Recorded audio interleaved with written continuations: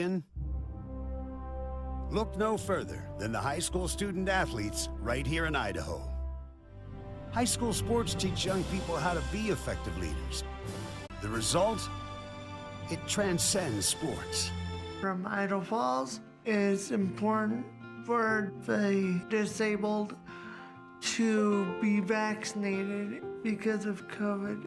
I chose to be vaccinated because I didn't want to be sick or in the hospital.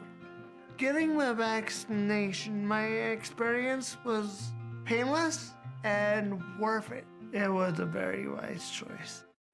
Dear Freedom, here's to more miles driven, more dollars saved, and more electrified vehicles than any other brand. Yours, Toyota Hybrids. Toyota, let's go places.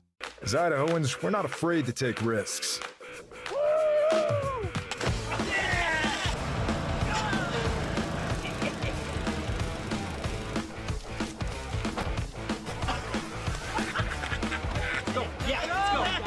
All the way, all the way. Go. All the way down, all the way down.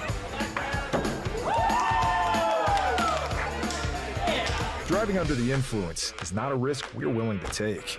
Be around to do more of what you love. Folks, I've got good news and bad news. Bad news? You just took that selfie with poison ivy. Good news? Someone gets to use their coverage from Your Health Idaho. Quality coverage for as low as $0 a month. Some days, I choose the most difficult trail. I test my limits. Taking the hard path isn't always easy, but I know it's the right way. When I get done with my ride and I look back at what I've just accomplished, I feel amazing. It takes courage and determination to do hard things. But you can do them. Quitting tobacco and vaping is possible. You decide when. We'll show you how. Learn more at projectfilter.org or call 1-800-QUIT-NOW. Welcome to the Ryerson Family Backyard Games. There will be obstacles to face and challenges to overcome. Are you ready? Idaho high school seniors graduating next spring are eligible for up to $8,000 in grant money for career training and education through Idaho Launch. Funds can be used to cover the cost of apprenticeships, job training, community college, and university programs that lead to in-demand careers. Students choose their own path, and Idaho Launch helps pay for it. Funds are limited. Apply today at nextsteps.idaho.gov/launch. Idaho Launch. Support in every direction.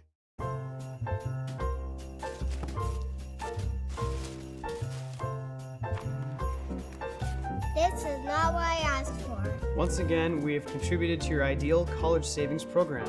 Love, Grandma and Grandpa. Give the gift of college savings this holiday season with Ideal, Idaho's 529 college savings program. Eventually, they'll appreciate it. I love it. Thank you. College costs money.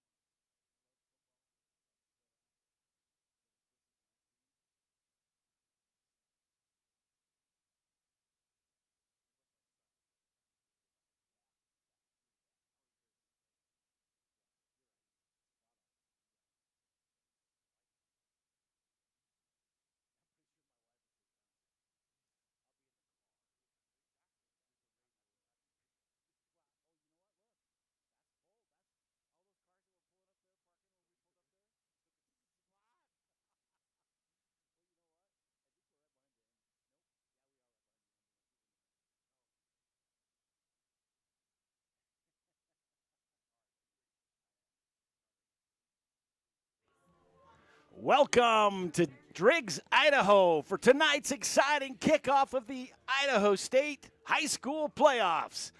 This is an IdahoSports.com game stream production of the 2023 Idaho High School Football Playoffs presented by the Idaho Transportation Department and Ideal, Idaho's college savings program. Additional coverage on IdahoSports.com is presented by Project Filter, the Idaho Department of Health and Welfare, Valleywide Cooperative, Next Steps Idaho, and Your Health Idaho, and also your local Toyota dealers. Tonight, we're coming to you live from Driggs, Idaho, home of the Teton Timberwolves, as they take on the Fruitland Grizzlies here in the first opening round of the state playoffs. Hi, everyone. Welcome to this broadcast. My name's Tim Belknap. I'll be your play-by-play guy, joined tonight by my good friend and genius of football. Isn't that your title now, Josh? No. Josh McGully with me tonight. We're planning to have some fun as we freeze ourselves to death here in Driggs, Idaho, where there's not any snow on the ground, but we have a lovely view of the mountains. Can't quite see the Tetons. It's covered by clouds. Oh, yeah. But there's an awful lot of snow not very far from us. Yeah, it is really cold here. We are blessed to be at least in the booth tonight. But yeah. So you can only see your breath. Yeah, exactly. You can only see your breath. Your words aren't freezing. Kind of feel my hand a little bit when I'm writing. That's about it. But we are blessed to have that. This is a big game tonight as the Timberwolves look to exercise some muscle as they take on the 2-8, if I remember correctly, Fruitland Grizzlies. Grizzlies wanting to come in and do what they did last year as they take on the Teton Timberwolves. Last year they came into the playoffs looking to get beat by the Snake River Panthers, and they beat down on the Panthers. And looks like we're going to take a break as the teams are lined up. They're getting ready for the national anthem. We'd like to break away and honor our country with the national anthem. We'll take some commercial breaks. We'll be back in just a moment.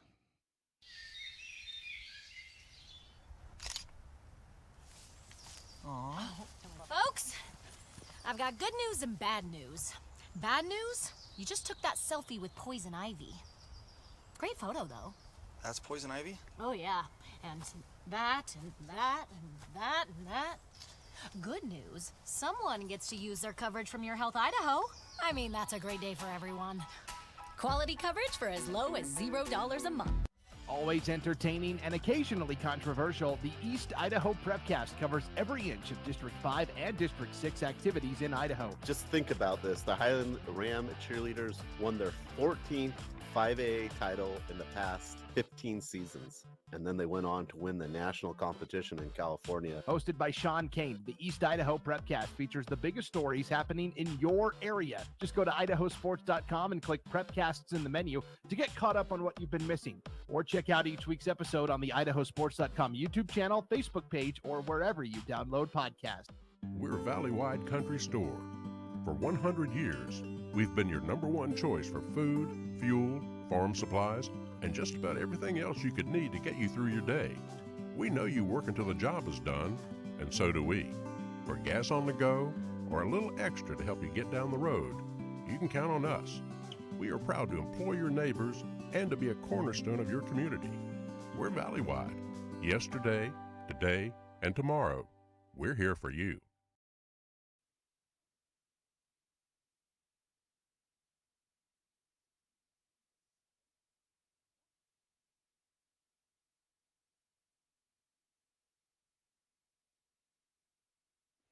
Welcome back to Teton High School, home of the Teton Timberwolves, where we're here tonight for this first round of the playoffs against the Fruitland Grizzlies. Josh, as we look at these two teams, we always talk about records and players and the regular season, but we have to be honest. You go into the playoffs, there's teams that every night, every game, they know this could be their last game, so suddenly they have an incentive to play out of their minds. Yeah, no, absolutely. You know, Teton, the state tournament's already in there, and Teton is the #6 ranked team in the bracket. Fruitland's #11, so this is gonna be a great game. Don't look at the records, but Fruitland is 3-2 in conference play, and Teton 1-1 in conference play. Teton 1-1. So, Fruitland's 2-3. I got that backwards, but yeah, this could be a good game, Fruitland got the wins where they needed it. They definitely may not have the record that when you say a championship or a state tournament run that a lot of teams may have right now. So. And they have a 2-7 record. I erroneously said it was a 2-8 record. My apologies. But it's interesting when you have these conferences. The Snake River Conference that Fruitland's a part of. They have 6 teams in that division.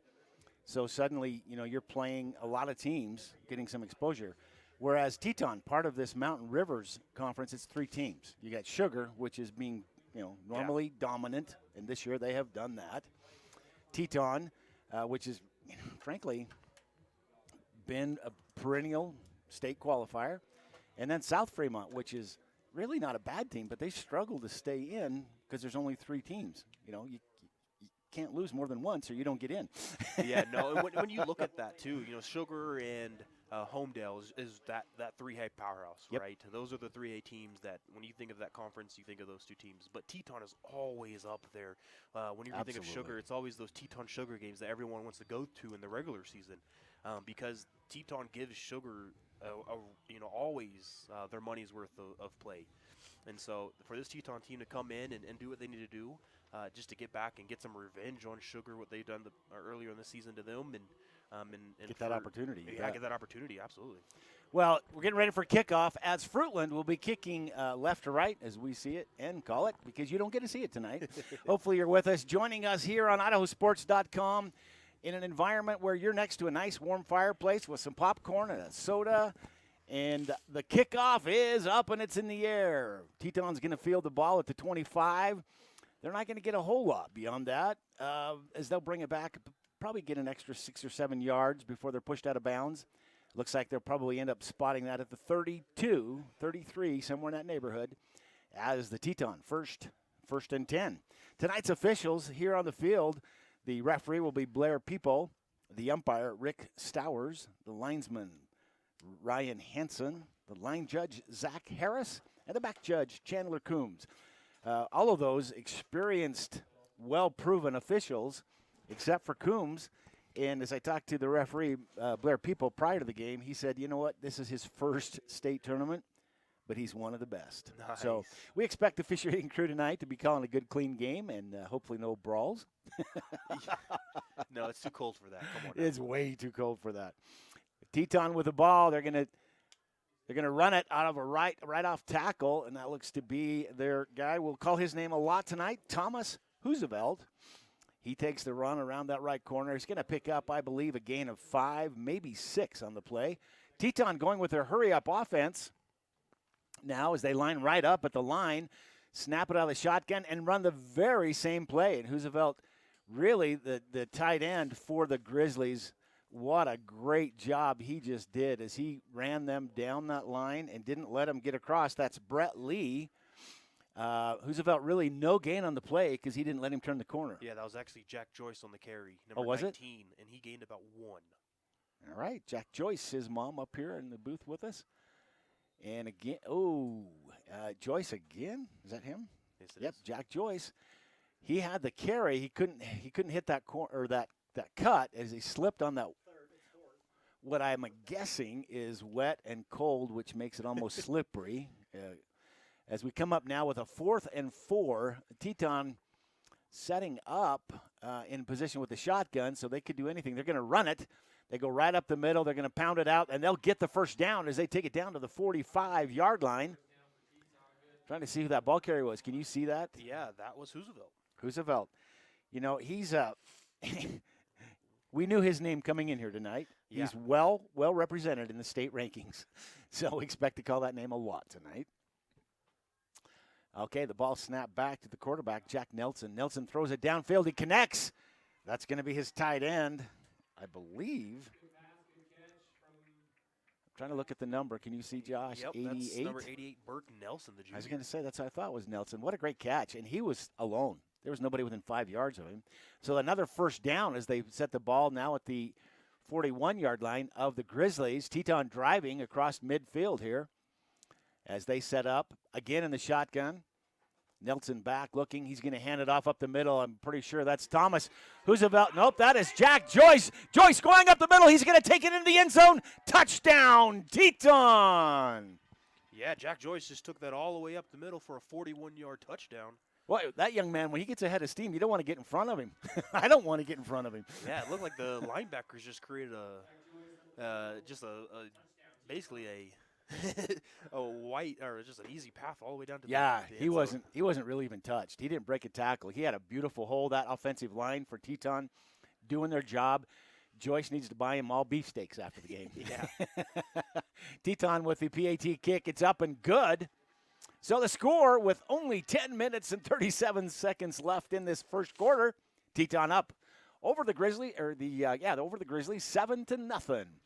Well, Josh, what did it take him? 6 plays? Yeah, six plays. Yep. 6 plays to score. So Teton coming out in their game plan exactly as they wanted, and the Grizzlies exactly not as they wanted. I don't. What else do you say? They got to be on their heels a little bit, saying we got to not let that happen again. Grizzlies certainly capable of stopping that run play. They showed it with these 2 end plays down here, took it to a 4th down. But then Teton wisely opened it up with a nice big gain, 20-yard passing play. Yeah, and caught him off guard. Yeah, absolutely. Just a straight keeper, a straight dive for Joyce up the middle for a 41-yard touchdown run. Make it 7-0. And that's got to hurt. Fortunately, only if you're a Grizzly. If you're a dedicated Teton fan, I'm looking here in the stands. These are metal stands. And these diehard folks here in Teton, out here in Carhartts, coveralls, snowmobile gear, and no hats. Yeah. That's how you know they're diehards. All right, the kickoff good. The Grizzlies going to field it at the 15. He's out to the 30, the 35. Almost makes it to the 40. He'll take it to the 38. They'll set it there around the 37, 38-yard line, and it'll be a Grizzlies 1st and 10 as they strive to figure out how to put their offensive power together. Is that a good word to use there? Yeah, for this Fruitland team, they've been able to put up points. They really have. They're averaging about 22 points a game. But their thing is they're giving up that almost close to 30 points a game. So they can definitely put in that offensive drives. They need to. This Teton, you can't give this Teton team that many points. You will lose when that happens. So Teton looking to open up their defense now as Fruitland looking at their offensive scheme, the quarterback looking over the backfield. He's got 2 men in motion as they run now with trips to the top of the screen, 1 slot receiver at the bottom of the screen. Teton shifts their defense, and now Fruitland looking to audibilize as they look to the sidelines, saying they weren't supposed to shift that defense like that. We didn't expect that, so they're going to audible. And they need to run. They need to get this play off. They're going to run out of time real quick. Yeah. They get it off in time. As they hand it off up the middle, good gainer for the Grizzlies as they're going to pick up a gain of probably 6 on that play. That looks stupid. I hate these numbers. Yeah, that was number 9, the sophomore Spencer Tracy with a gain of looks like about 4 yards, 5 yards on the play. No, they're going to give it 5. Should have been 6. I don't know about that spot. But I'm not going to argue that with my friend. In all fairness, tonight's referee, Blair People, a dear friend of mine, so I have to be nice on the air, or he'll hold it against me. Won't take me fishing next time. Blair also has been an umpire in the minor leagues. Really? The Idaho Falls Chuckers, and has been very generous in making sure I get tickets to games. There you go. And who doesn't love a baseball game in the summer? All right, the Grizzlies now going to go a 2nd down. They're going to go off tackle on a running play. Teton reads it well. They'll still pick up about 3 yards on the play. And well read by the Teton team. Trying to look at that. It looks like on the tackle was Zach Barkley, I think. But they actually, wow. Did you see the spot on that? Yep. They gave him 5 yards on the play. So it's a 1st down for the Grizzlies. I did not think that that's what was going to happen, but it did. A good spot, and in all fairness, the running back for the Grizzlies, I didn't get his number. It was 28. 28? We don't have a 28. Unless that's Graham Law, their freshman, coming up off of the JV team. But he got a 1st down, so 1st and 10 for Fruitland as they quarterback takes the snap, and he's going to come off of the left side of the field. He's got a hole. He's got a block. He could take it deep. He's going to take it down to the 30-yard line of the Timberwolves. What a great play by their – is that their quarterback? That's 28. It looked like a – that was not their quarterback. It was number 28 again. Okay. So he ran out of the Wildcat. Excuse me, 26. Okay, 26 makes more sense. Coy Kaufman. Coy Kaufman, yep. He's a wide receiver. running out of the Wildcat on that play, or either he's that or he is the quarterback. We need to check that out. The field just a little dark as we go into. We have a cloud cover here. Winter storm is moving in. They expect snow by the end of the game. Yeah, I'm glad this game started at 6. Yeah, Josh and I want to be out of town by now. They are running. Number 26 is running as the quarterback tonight. Coy Kaufman, not listed as the quarterback, but he is running the quarterbacking duties. He's going to hand it off again to Spencer Tracy. Tracy again, off of that right tackle, is going to pound it forward for probably a gain of 4 or 5 yards. You know, Fruitland could play this game all day long, 4 or 5 yards of play. You got to be happy with that. Yeah, no, absolutely. If any coach would be happy getting 4 or 5 yards of play, no matter running or passing, because that adds up to a first down every time. Yeah, well, you do the math. 3 plays, you're going to have a first down each series. So a good offensive series so far for the Grizzlies as they just do their pound game, trying to get into the end zone. They're down in Timberwolves country now. I believe that ball is at the 29-yard line, looks to be. Quarterback out of the shotgun. He's going to do the pitch out to the running back. Running back's going to get a hole. He's going to take it, probably get the first down and then some as he takes it down to the 12-yard line. I believe that's 25. Landon Bushong. Looked like 25. Could you see, Josh? Yep, that was 25 for a 17-yard run right Great there. play. He took it. It looked like he was going to come on a sweep with that pitch. And all of a sudden he cut back right between the tight end and the tackle on the left side for a nice hole and dragged a couple of Teton Timberwolves with about 5 yards with him as he takes that ball down to looks like they spotted at the 13-yard line. Yeah, if you're Fruitland, this is exactly the drive you wanted. Absolutely. 1st and 10 at the 13 for the Grizzlies as they're looking to just chip away at the yardage and get into the end zone and tie this game up. The Timberwolves coming out and just pounding in 6 quick plays out a touchdown as Joyce ran it in for a long gain. And Timberwolves now, or the Grizzlies now, as the quarterback keeps it, he goes up the middle. He's going to take it down to probably the 4-yard line. Very close to a first down, probably a yard off. What a great play. That's a good call. He faked that handoff to Tracy and then took it. And now they do say a first down? Yeah, they're going to say a first down. Yep, they do. 1st and goal from the 4. Josh, you called it. Chipping away. They're going to get in. They're having fun. Well, you're speaking too soon, Tim. Yeah, well. They still got 4 yards to go. That's true. We did a game a couple of weeks ago where they were at the 4, and with penalties, they ended up back at the 40. Remember that one? Yeah. I believe that was Skyline. It was. All right, they're going to go under center. Okay, they go under center. They're going to hand it off. They're going to be stopped right at the line of scrimmage as Teton reads that well. And the entire defensive line for the Timberwolves grabs Tracy and takes him down, and really no gain on the play that I can tell. They're going to say a gain of 1 for Bushing. I think that's half a yard. I gave them. It looks like they lost half a yard if you look at the spot of the ball. Yeah, okay.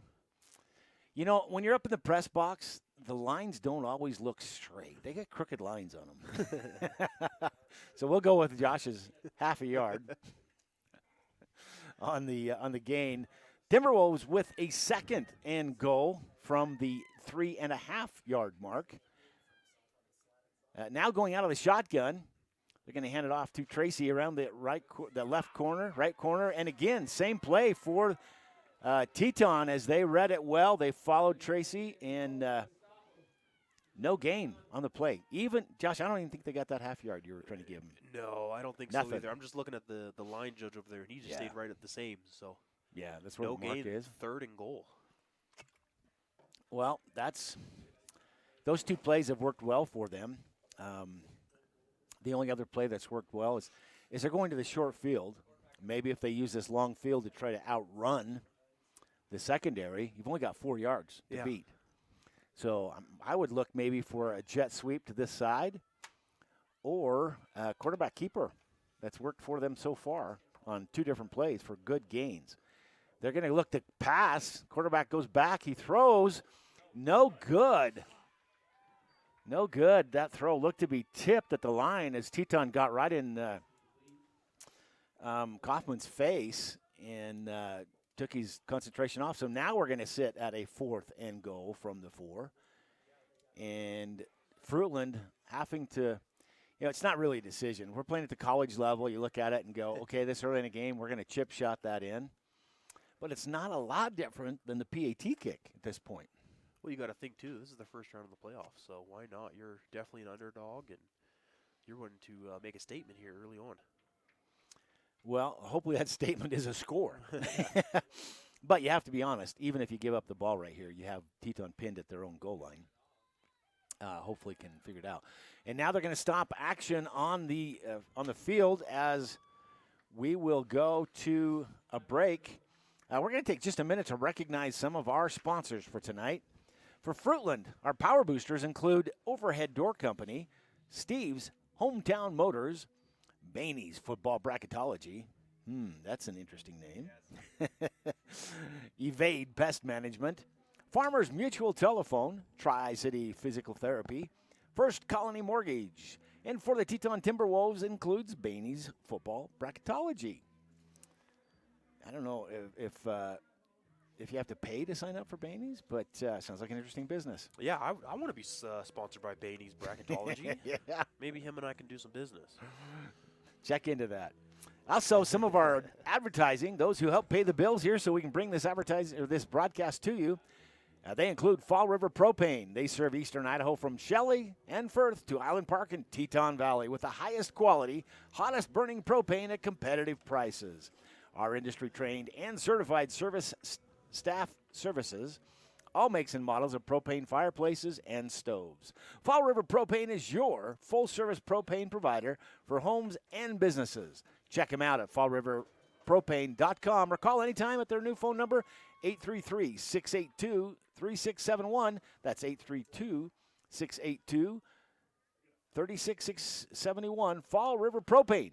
Experience the difference. And we're back as Fruitland with the ball. They're going to hand off. They're going to come around that left side, and Teton reads it, and they're going to drop them probably at the line of scrimmage. The 4th down, no good. It'll be a turnover on downs. Teton gets the ball at the 4, their own goal line. But Fruitland with an excellent opportunity to score 4 downs and isn't able to get it in. They can't get past that Teton blitz that was coming in and really shut down that running game. Either way they looked, and the one passing play didn't work either. So Teton with the ball. They get the quarterback out of the shotgun right at his own line. He's going to hand it off up the middle, and maybe 1 yard on the gain. Just off the spot of the ref, yeah, they're going to say 1 yard gain for Joyce. Yeah, it was Joyce, Jack Joyce. And he had that touchdown run last time, so they thought maybe they'd repeat it. They only got 1 yard as Fruitland. Now they say they get 2.5 yards.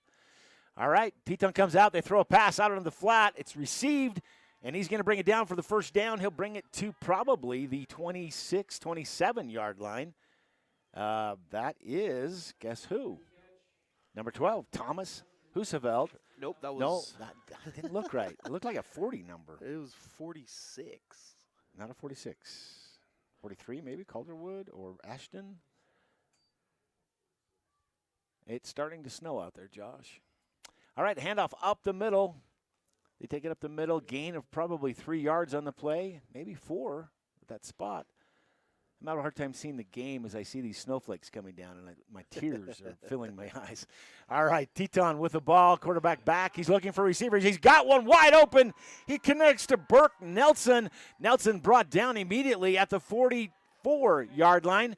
Plenty of room for a first down as they move it across midfield again. The exact same play they ran that broke it up for them. Big first down on that last drive. Yeah, it was a 28-yard reception there. All right, out of the shotgun, quarterback's going to keep it. That's Jack Nelson. Nelson going right up the middle, big gain. He's brought down at about the 22-yard line. He's tough. He says, I don't want to give everybody else, Huseveld and Joyce, all the accolades. I want to get some myself. Yeah, absolutely. That's his first run of the game. Not a bad run for 22 yards. Yeah. I'll take that one every time. All right, Nelson is back in the shotgun again, one running back in the backfield, but he's going to keep that again, going to try the quarterback off the hole between the center and tackle. Not the same result. He will pick up probably 5 yards, though. PA announcer says 7 yards. I'm not sure that I agree. That's what it looks like to me. I'm just, 6. We're going to say 6. All right, I'll go with 6. We'll hit the difference in the middle. All right, a sweep around the right side of the field as Roosevelt takes the ball. He's going to take it down to probably the 5-yard line. I'm looking for the spot. Maybe the 6-yard line. They'll look at it. Plenty of room for them to get a first down, and not just a first down, but a 1st and 10. Yeah, first and goal, from the 6 for Teton. There was a flag on the play of holding. Oh, they're coming back. Yep. There are people down there saying, no, that isn't quite how it goes. Roosevelt, we haven't talked about this yet, but when you could look at stats, and a lot of these schools don't put their stats in on, max Teton reps. is putting theirs in, though. Teton is, and Roosevelt is leading the state of Idaho with 1,296 yards and 28 total touchdowns. Leading the state. Nice. Now, up the middle, they're going to give that to Joyce, I believe. He's going to pick up a gain of probably 5. That's a gain of... Is it 6? 10. Oh, that's right. I forgot they were back here. I was looking at the thanks. Folks, that's why I call Josh the guy with all the football knowledge. I'm looking at where they end up, and he's going, Tim, that was a 10-yard deep run. So they picked up 15, actually. All right, out of the shotgun again. Both backs in motion. They're going to throw. Roosevelt makes the catch. He's going to take it down real close. I think probably at the 11-yard line. And that will be enough for a first down. And that is interesting, as that will give them at the 11 a 1st and 10. So they can actually get a first down at the 1-yard line and get 4 more sets of downs. Absolutely. And they're going quick. Yeah, they are. They're going to want to get it in. Nelson takes the ball. He hands it off to Roosevelt. Roosevelt's going around the left side of the field. He's going to pick up some yardage. He doesn't get the touchdown, but he'll pick up probably 6 yards. 5 yards is where the line judge is standing at the 6-yard line, so they'll mark it at the 6. Second, and I'm going to give them – oh, that's right, they can go to the 1. All right, Nelson running around the right side of the field. He throws into double coverage. I believe it's caught. It is. Touchdown, Teton. I don't see who that receiver is. I think it's his – It's Ty Brown. Yeah, Ty Brown, number 30. 30. I was going to say, it looks like it's 30, but he was in double coverage, and the minute he got that ball, he fell on it, so it's tough to see the numbers. But what a great catch for Ty Brown as he gets his first touchdown of the night. And the Teton Timberwolves now attempting the PAT kick. The kick's up, but it's going to be tipped at the line and will fall no good. So after that scoring drive, with 1:29 left in the first quarter of action here in Driggs, Idaho, it's the Teton Timberwolves 13, the Fruitland Grizzlies 0. Josh, Teton just pounding that ball all the way from the 4 on this side down into the end zone on the other side. What a great drive by them. You got to feel like it's going well. All right, folks, we're going to fade away to some advertising sponsors. We'll be back in just a few moments. Vaping sucks you in quick, and the more you vape, the harder it is to quit. Not to mention all the chemicals and health problems. That's why thousands of teens are joining My Life, My Quit. Visit mylifemyquit.com or text Start My Quit to 36072.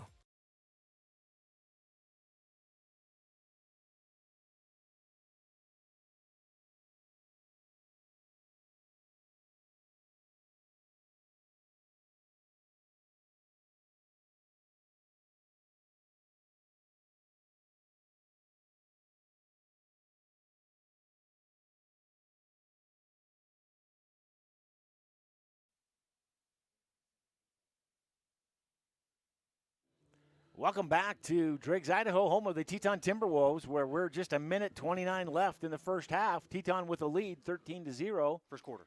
First quarter, not half, thank you. Fruitland takes the kickoff. They're going to bring it back. A nice return for Fruitland as he steps out of bounds. That's number 9, Spencer Tracy. Great return. He picks it up at just about the 20, and he's going to bring it out to very close to the 45. Yeah, that's the second really good kickoff return for Tracy there. I think Tracy has shown that if he can get a hole, he's got some wheels and can bring it. Looks like they're going to mark it at the 42. I was just a little bit too different on that. Cold enough tonight that a lot of the hometown folks have pulled their vehicles up around the stadium and watching from the cold, I guess, the comfort of their vehicles. And just that's how you do it here in cold country. All right, Fruitland with the ball. They're going to have Kaufman in at quarterback still. And he is looking over to the sideline now as they see the defense. He's trying to figure out what to call. Leans forward, calls an audible to his line. He's got one back in the backfield behind him. Looks like that's Tracy. They're going to hand it off to Tracy. He's going to come off of the left side. It's not Tracy. It is Landon Bushong. Bushong really didn't get much. I think back to the line of scrimmage, Josh? Yeah, just right back up to the line of scrimmage. He ran for about 15 yards, but it was all in one direction. Didn't get the ability to turn that corner. And so Fruitland now going to look at, in less than a minute, time counting, if they can get probably one more play off in this quarter. Yeah, the Teton players have a beast of a heater on their sideline. Yeah, and it's kind of fun. When he says a beast, he means it. It's got like its own diesel engine on it. And running down here, and they all stand over in front of it. And the Fruitland poor guys over there, they're like, dude, it's cold out here. One of those things I might just fall into their sideline to get some heat. Yeah. Kaufman out of the shotgun. He's going to fake the handoff up the middle. He rolls around the right side. He's got a receiver downfield, but he overthrows him. That's too bad. His receiver was wide open for at least 5 yards and would have been really close to the first down. So instead, we face a 3rd and 10 for the Grizzlies with, I guess, with an incomplete pass. The clock stops. 20 seconds left in this first quarter of play. Yeah, his tight end Quinn Hood was the one that was open there, and they were working on that pass in pregame, but it's gotten colder since then, and so you got to think the hands are a little bit, tighter, a little bit tougher. That ball's gonna be filled a little bit harder. So yeah, we're gonna get a lot of overthrows. Well, let's be honest. Fruitland is a much more mild climate than where we're at right now, and this has got to be a little shock to these young men. All right, Fruitland, Kaufman's going to call for the ball. He's got it. He's looking for a receiver. He throws. He's got one. It's a little high. The receiver goes up and is not able to bring it in. Looks like that is Tanner Dixon who went up for that pass. Tipped it with his fingers, was trying to bring it back in, and the Teton player wisely, as a defensive player, pushes him so that he can't reach back and grab it. I thought for a moment the Teton player was going to do it, but make the catch. But he was just trying to make sure the other player didn't make the catch. So that's going to bring us with a 4th and 10 in their own 42-yard line as the Grizzlies line up. They look like they're going for it, but I'm sure this is just a quick kick formation, and it is. As Kaufman, nice boot. Teton receiver goes back to his own 15, makes the catch. He's coming around the right side. He'll be caught, and no, he's not. He cuts back. That's Roosevelt. Roosevelt's got a hole. He may take it all the way. It looks like he will as he pulls away from the defenders. Roosevelt into the end zone. Touchdown, Teton, as time goes out of the first quarter. Teton with another score. Roosevelt having his night. Yeah, you know what that reminded me of? This past weekend, Iowa had a really controversial punt return at the end of their game, and that looked exactly like that. He caught that over running into his sideline. Yep. Did a couple spin moves and cut back into the middle. And I thought for sure he was stepping out of bounds, and then he planted and went the other way. He faked me out. Good thing I'm not down on the field. Yeah, it was an 80-yard punt return as well. Wow, you don't see 80-yard punt returns very often in high school football, so that's really fun to watch. Congratulations, Roosevelt. That was a great return. All right, Teton in now with the extra point kick, and it is blocked again as Fruitland now twice has gone in there and blocked that kick. So the PAT will be no good, and Teton now with a 19-0 lead at the end of the first quarter of play. Josh, we're going to take just a minute to recognize some more of our sponsors. Grizzly football fans, now more than ever, you need the fastest, most reliable fiber optic internet with a ultimate Wi-Fi from Farmers Mutual Telephone Company. Internet prices on fiber start up $60 a month, and speeds go up to a gig. That's all available. All or no data cap or slowing. Free installation within 3 business days and no contract terms. That's a great deal. Don't delay. Call 208-452-2000 or sign up at fmtc.com. Goes Grizzlies. That's a mouthful, Josh. Great deal, though, Farmers Mutual. That is a great deal. Josh, starting the second quarter play, down 19 points, the Fruitland Grizzlies have got to be a little discouraged and not the way they wanted that first quarter of play to go. And, as the snowflakes start to come down here, they got to be really discouraged because it's just getting colder. Yeah, no. I mean, Fruitland they were able to show that they were able to move the ball, right? They got all the way down to Teton's 4-yard line. Yeah. They went one drive in all that a quarter, though. Yeah, really. no. Not two drives. They punted. They're right at the end, though. Teton kicks it off to start the second quarter. Fruitland with the reception. They're going to bring it around this right side. Now back to the 20, 25. He'll probably go out of bounds at about the 28-yard line. That is Spencer Tracy on the return. He's had some great returns. He actually brought that one back 10, 25, 26 yards. So that's a good return. Absolutely. When you grab the ball at your own 5, it takes a little bit to get out to the 26. It's customary for myself to be sick on the first weekend of football playoffs. 3 years running now. Yeah, it's 3 years. It's the first time I met you. I was sick down at Holt Arena last year. I was sick as well, and this year, just customary, I'm sick again. And bless his heart, he's here. He's helping us make sure everything's running, and doesn't feel good. So we're good though. We're good thoughts, prayers for Josh. He'll take them.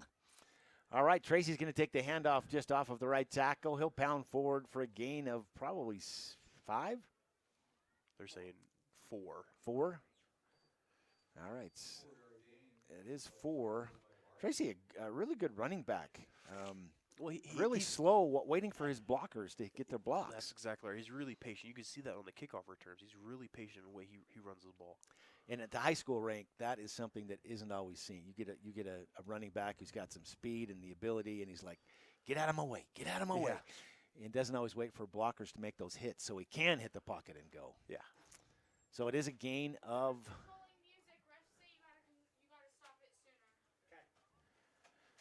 All right, a little warning from the referees as Kaufman takes the quarterback keeper around the right side. A couple of stiff arms, and he's knocked out of bounds, but he will pick up. I'm waiting for him to mark it. He looks like he's going to be maybe a yard and a half short of the first down, so well within first down. Oh, wow. That is not the spot I expected. One side judge says it was a 4-yard gain. Huh. Well. That is. Looks like a gain of 4. They marked the ball at the 37-yard line, so it's going to set up a 3rd and 2 for the Grizzlies. Certainly obtainable. They've been kind of pounding out that that yardage at 3 and 4 yards at a pop. So obtainable for them. They've got trip receivers to the top. They're going to do the pitch out to the back, coming out of the backfield. It's not Tracy. It looked like it was Austin. I can't even pronounce that name. Tesno Dalik? Tesno Hildick? Wow, that's a tough name. Austin. He doesn't make the first down. He only picks up a gain of a yard there. And the officials call for timeout. They're not measuring that, are they? Yeah, they're measuring it. They are measuring it. Okay. This is the first time this year we've seen that. Yeah, it is. I respect that. I'm looking at the line thinking that they don't have it, but I respect their knowledge, and I think probably making sure, but they are a good 6 inches off of the down mark. So that'll bring up a 4th down for the Grizzlies, 4th and half a foot. And they got to run a play because this is not territory where you give the ball up to the Teton Timberwolves. The Grizzlies really needing to get this first down and keep the drive alive. as they look for some spark of offense to get into the end zone and get back into this scoring battle with the Timberwolves. So on a 4th and 1, they're going to stack the line this side of the field, the long field, not the short field, and they're going to come this side as Kaufman keeps the ball, and he will not get it. Teton reads it well. They will catch him back at the 35-yard line, and it'll be a loss of 4 on the play and a turnover, turnover on downs, a loss of possession for the Fruitland Grizzlies, and Teton in great shape now on their own field, or the Grizzlies side of the field, the ball at the 36-yard line. Yeah, they're starting at the 36, and that's, not what Fruitland wants, but if you're Teton, this is just another, definitely a spot for maybe even a shot. Give it to, well, let's see. Joyce has ran one in. Hoosevelt's run one in. It's time for Nelson to run one in. Nelson fakes the handoff. He's going to go deep. He's got a receiver, but there's contact. The ball falls incomplete, but there is contact with the receiver. Pretty obvious as the officials make the flag throw. I'm not sure if that was because he saw it or No, it was definitely pass interference. The receiver for the Timberwolves, Josh. Nope. Is it Levis? Nope, that was Ty Brown. Ty Brown? Okay, that sounds more like it. Ty Brown. He was out there throwing his hand like he had the hanky, and the official followed suit as the referee, Blair Peepo, out there makes the call. Pass interference. They'll take the ball down to the 20-yard line, and that's 1st and 10 for Teton. So they didn't get the pass, but they got the penalty. It still results in a 1st down. Nelson with the ball. He's back to throw. He's got his man over the middle. He makes the connection to Ty Brown. Ty will get it at about the 12, maybe the 11. I'm watching the spot of the official, but that'll be enough for a 1st down as well, I believe. Absolutely it is. It is. It is. And they're going to go with that hurry-up offense again. One back in the backfield. They're going to give the jet sweep to the left side of the field. I cannot tell. Into the end zone. Touchdown. Is that Hoosevelt? Yeah, it is. Hoosevelt, just another day in the office here as he picks up his 3rd touchdown of the night. Second. Didn't he run the? No, that was that. You're right. That was Joyce who ran the first one. Absolutely. All right, so Hoosevelt with his 2nd touchdown of the night, and Teton now in danger of racking up some serious points here in the first half. 10 minutes left in the first half of game here, and Teton with a 25-0 lead and a PAT kick that is up, and it looks to be good. It is good. So now 26-0, the Teton Timberwolves over the Fruitland Grizzlies with 10 minutes left to go in this quarter. We're going to fade away to some commercial sponsors. We'll be back in just a moment.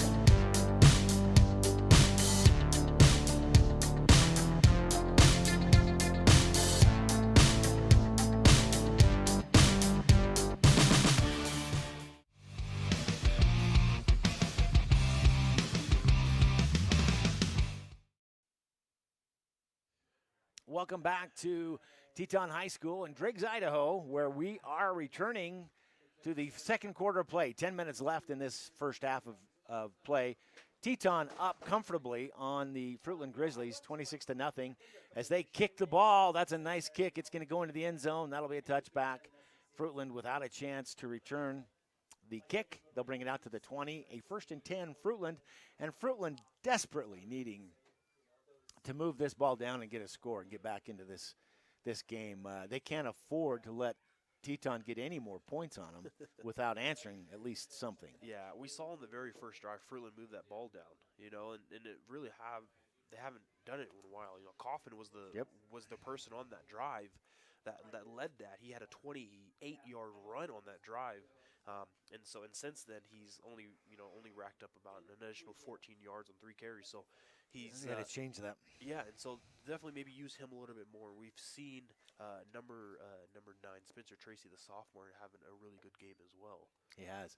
All right, back to throw over the head of the receiver as Kaufman. Putting some extra English on that ball. More likely than not than extra English, it's those cold fingers. Yeah. I don't care if you have a pair of gloves on. When the temperature is 25 degrees and it's snowing, it's cold. And if you're not used to that, that definitely hurts more when the ball hits the fingers. Yep, it went in and out of hands of the Brigham Walker, number 14. Yeah, I remember getting a pass to me in high school, and that hit my hands, but I didn't have gloves on, but it was just cold. It feels like a rock. It felt like a bullet. It's like, what happened to my hands? All right, Kaufman back. He's going to take the snap. He's looking again to throw. He's got a receiver, but he overthrows his receiver. A lot of collision there with 2 receivers and 3 Timberwolves. The officials say no contact detrimental to the play. So the pass falls incomplete. And we're now going to bring up the 3rd and 10 for Fruitland in what has to be a frustration move. They've been running the ball, and the running game has worked well for them for the most part. And this set of downs, they have thrown exclusively and now have no choice but to throw. Yeah, absolutely.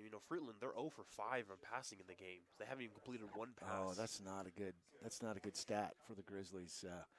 Now in a position to throw, they're going to have all of their receivers on the long field here on towards the press box as Kaufman rolls around the right side. He decides to keep the ball and isn't going to make the first down, get some good yardage, but it's still probably only a gain of 6 on the play as he's brought down. That's the play they should have run the first play. They would have had enough comfortable room to throw some of those passes. Yeah, he rolled out to his right, and nothing was there. He decided to keep it.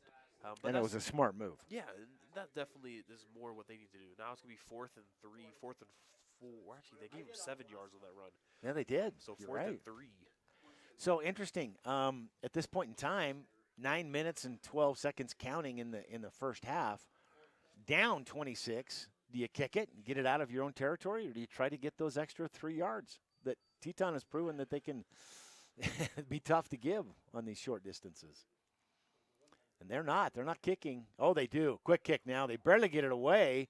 Teton almost in to block that as Teton's number 14, that's Aiden Millard, is literally diving, and it went through his hands. I believe it was a 24-yard punt. Net, yeah. May have gotten tipped. Maybe he did get a piece of it. He must have, because their earlier kick was much, much longer. Nice kick, probably an extra, I don't know, it was a 40-yard kick, wasn't it? The first one? Yeah. So it probably did. Millard maybe got in there and did get a piece of it because it wobbled out of bounds. All right, Teton now with the ball. They come out throwing.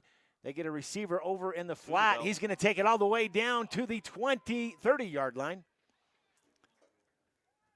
What a great catch and throw. I don't see who that was. That Ty Brown? That was Roosevelt.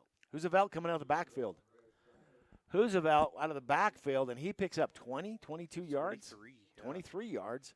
I was guesstimating. Not bad. And Teton again with that hurry-up offense as Nelson in the backfield. Roosevelt just behind him. Everybody else on the line, they're going to hand it off up the middle. Is that Roosevelt or is that Joyce? That's Joyce. That's Joyce. Joyce, what a solid back he has proven to be as he powers up for a gain of probably dang close to 8 yards. Yep. Now the PA announcer agrees with me. That's always good. Teton with a hurry-up offense. They mark it a 2nd and 3. Back to pass. Nelson throws it over the middle. He's got a receiver, but I think that falls incomplete. They were setting up a screen play, but it looked like the running back was coming in from the slant, like a faked move, and just was moving too quickly and wasn't able to bring it in. So he's going to set up a 3rd and 3 for the Timberwolves as Nelson lone backfield for him. Now he's got Joyce. He's going to get the ball up the middle. He's going to get the first down and then plenty, as he's going to power that down to about the 4 or 5 yard line, probably the 4, as he'll pick up a first and goal from the 4 for the Timberwolves. Timberwolves just pounding it, and not able to do anything defensively for the Grizzlies. There now, Teton lines up with that quick hurry-up offense again. Lone back in the backfield is the quarterback. Nelson takes the ball. He's going to go into the end zone. Touchdown, Nelson. Roosevelt. Oh, no. Was that Roosevelt? That is Roosevelt. Wildcat. It went out of the Wildcat, and I was thinking it was Nelson. Roosevelt picks up his 3rd touchdown of the night. And Teton is giving a clinic on how to score in the state playoffs. But this is wow! What I don't even know what to say. Teton just having their way. The PAT kick is up. They're going to say it's good. So that's a 33-0 lead for the Teton Timberwolves, as they're just having their way with the Fruitland Grizzlies. We're going to fade away to our commercial sponsors. We'll be back in just a moment. Vaping sucks you in quick, and the more you vape, the harder it is to quit. Not to mention all the chemicals and health problems. That's why thousands of teens are joining My Life, My Quit. Visit mylifemyquit.com or text Start My Quit to 36072.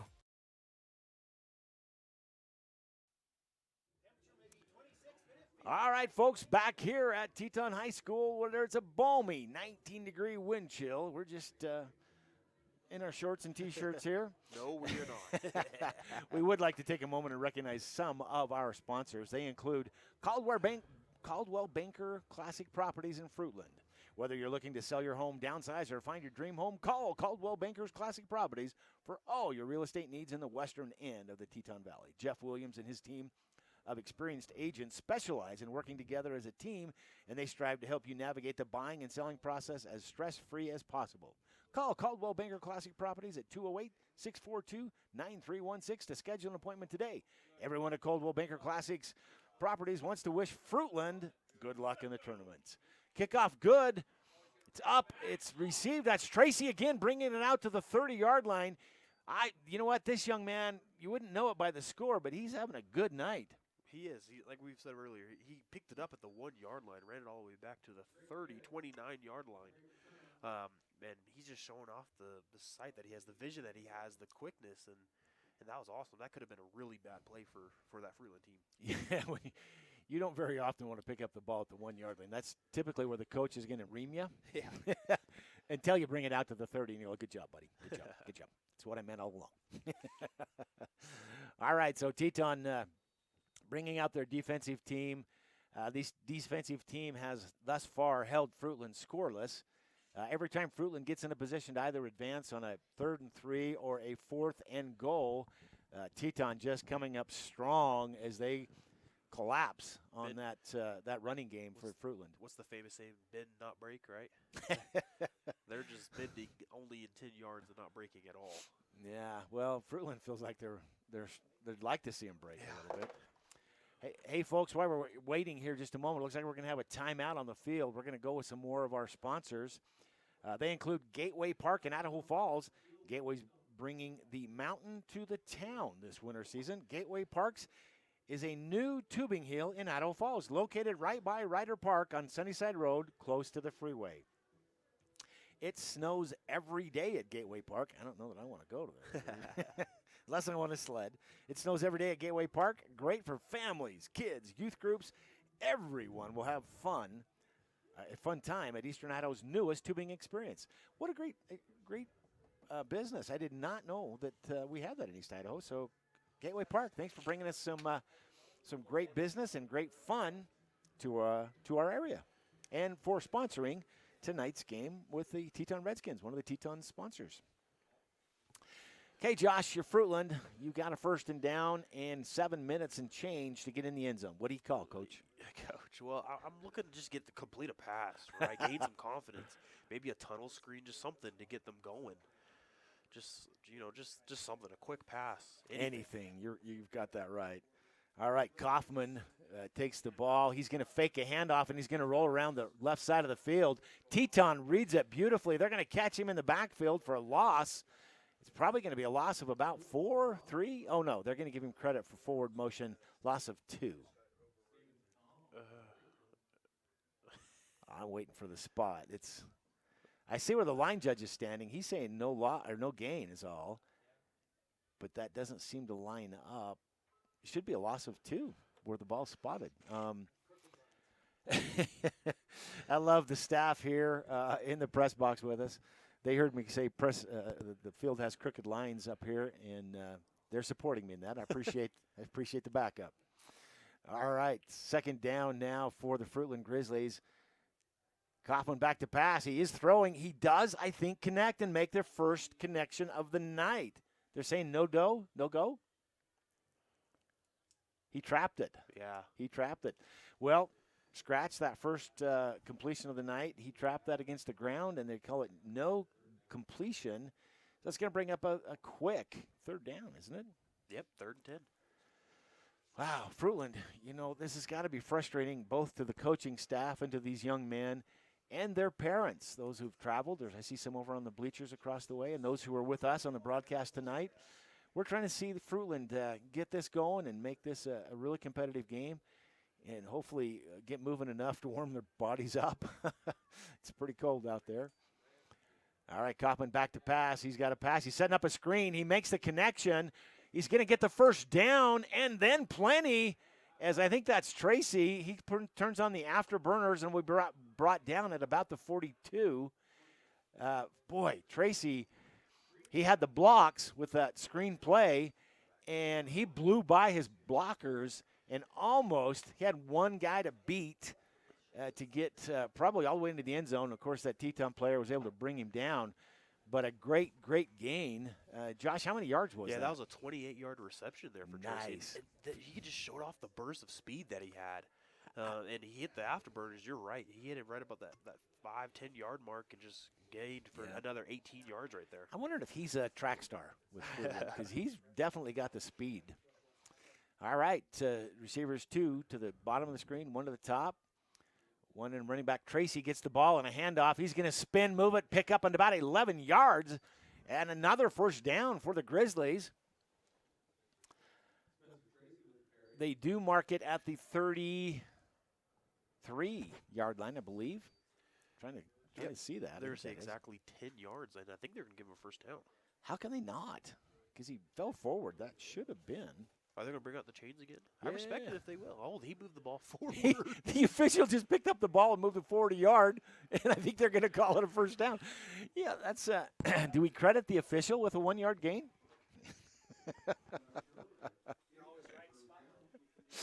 They do give it a first down. So my original call, 11 yards in the game, is accurate. 10 of those by Tracy, 1 by Rick Bowers, the official. All right, first down for the Grizzlies. Up under center. They're going to hand it off again to Tracy as he comes around the right side of the field. He spins off of a tackle and picks up an extra 3 yards. I think that's going to give him a total gain of 4 to 5 yards, tops. Watching for the spot. It looks like they spot that at about the 28-yard line, 27-yard line. Yep. I think you're right on, yeah. 5-yard gain on the play. So Fruitland actually they are moving the ball, getting some positive yardage here, and trying with 5 minutes and 5 minutes even, and now counting. I'm waiting for the turnover under 5 minutes now. Left in this first half. Kaufman under center again. Going to hand it off, fake the handoff as he rolls around the right side looking to pass. He gets the pass away, and the Teton cornerback comes in at the last minute. It looked like it was going to be a great completion. That cornerback came in, tipped it away. It falls incomplete. And that receiver, he's standing up going, I had it. I had the first down. I had it, and great play. I didn't see who that cornerback was. Did you, Josh? No, I didn't. Far side of the field, lighting's not great with the numbers over there on that far side. But Kaufman, he had his receivers there running a slant on a play-action play. He had his receivers open for a long time, but he threw it a little bit late, and that gave that cornerback enough time to get over there to at least attempt the interception. Well, when you roll to that side, if you're the corner, to start looking, all right, who are the potential targets? Who do I need to cover? And they did a great job of that. So kudos to the secondary for Teton on that play. It's going to set up a 3rd and 5 for Fruitland, now out of the shotgun, one back in the backfield. Now they move up to under center. Kaufman takes the snap. He's going to hand it off up the middle, and Teton reading it well. I still think they'll pick up 2 to 3 yards on the play.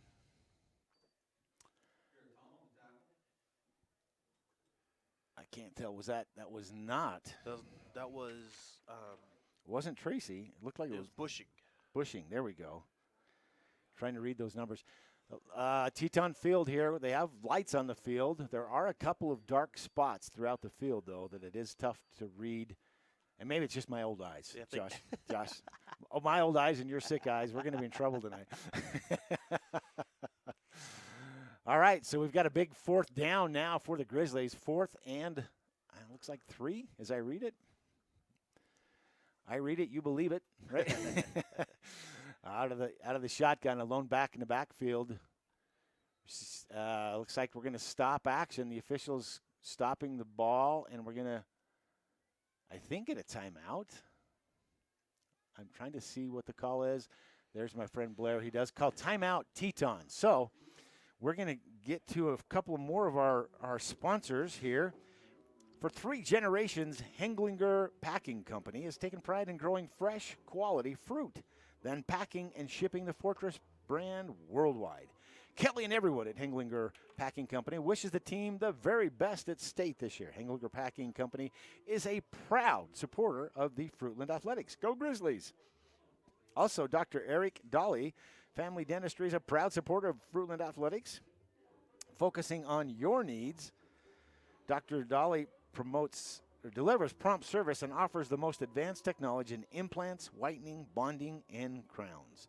For even more reasons to give Dr. Dolly a visit, go to www.drdolly, that's DRDALHLE.com, or call 541-881-1794. You'll always leave with a smile. Go Grizzlies. And one more. For over 50 years, Overhead Door Company of Nampa has been serving Nampa and surrounding communities. Since 1961, homeowners, contractors, businesses have relied upon Overhead Door Company for all aspects of garage door installation, repair and service, and all other aspects of garage doors. Overhead Door is a proud supporter of all area athletics. Our thanks to these fine sponsors for helping bring this broadcast to you free tonight. So we'll come with 3 minutes and 48 seconds left in this first half of play. Fruitland with the ball on the Teton 25-yard line on a 4th and 3. Kaufman with the ball. He's going to hand it off to Tracy. Tracy's going around the left side of the field. He gets a hole. He's going to pick up the first down, and he'll take it down. I'm looking for the spot to be right around the 15. Yeah, the line judge is standing at the 15, so great gain by Tracy. Again, he's got some great spin moves, and he does a great job of hitting a tackle and then spinning out of it. But they do mark it now at the 15-yard line. 1st and 10, Fruitland, with 3 minutes and 36 seconds in the first half. Fruitland looking to get into the end zone and get into the not in the shutout category, maybe. Been a tough night for the Fruitland Grizzlies. They're down 33-0. 3 minutes and change left in this first half. Kaufman with the ball. He's looking. He's going to pass it over the middle. He's got a receiver. He brings it in right at the end zone. Touchdown, Fruitland. He falls into the end zone. I'm waiting for the spot. It takes the official just a minute to throw up the touchdown. I couldn't tell who the receiver was. Could you, Josh? I couldn't. He was on his back. Our apologies to all the Fruitland folks. That was a great reception. I think it was their tight end. I'm not sure which tight end that was, though. They've got a couple listed here. Quinn Hood, Jonathan Steinies, both listed as tight ends. A big kid, went up, climbed the ladder, made the reception in a great pull-in from out at the 15. So Fruitland's going to go for 2. Kaufman in the shotgun. He's going to take the snap. He's going to hand it off up the middle to Tracy. Tracy goes through to the end zone. To the PAT, good for the Grizzlies. And they get on the board now with 8 points. And the shutout gone for the Teton Timberwolves. But Fruitland feeling like just before half they got in. Maybe they got their stuff going. They'll go in and make some corrections, obviously, at halftime. But plenty of time for them to get back in this game with a 33-8 lead for the Teton Timberwolves. We're going to go to our sponsors for just a moment. We'll be back in a bit.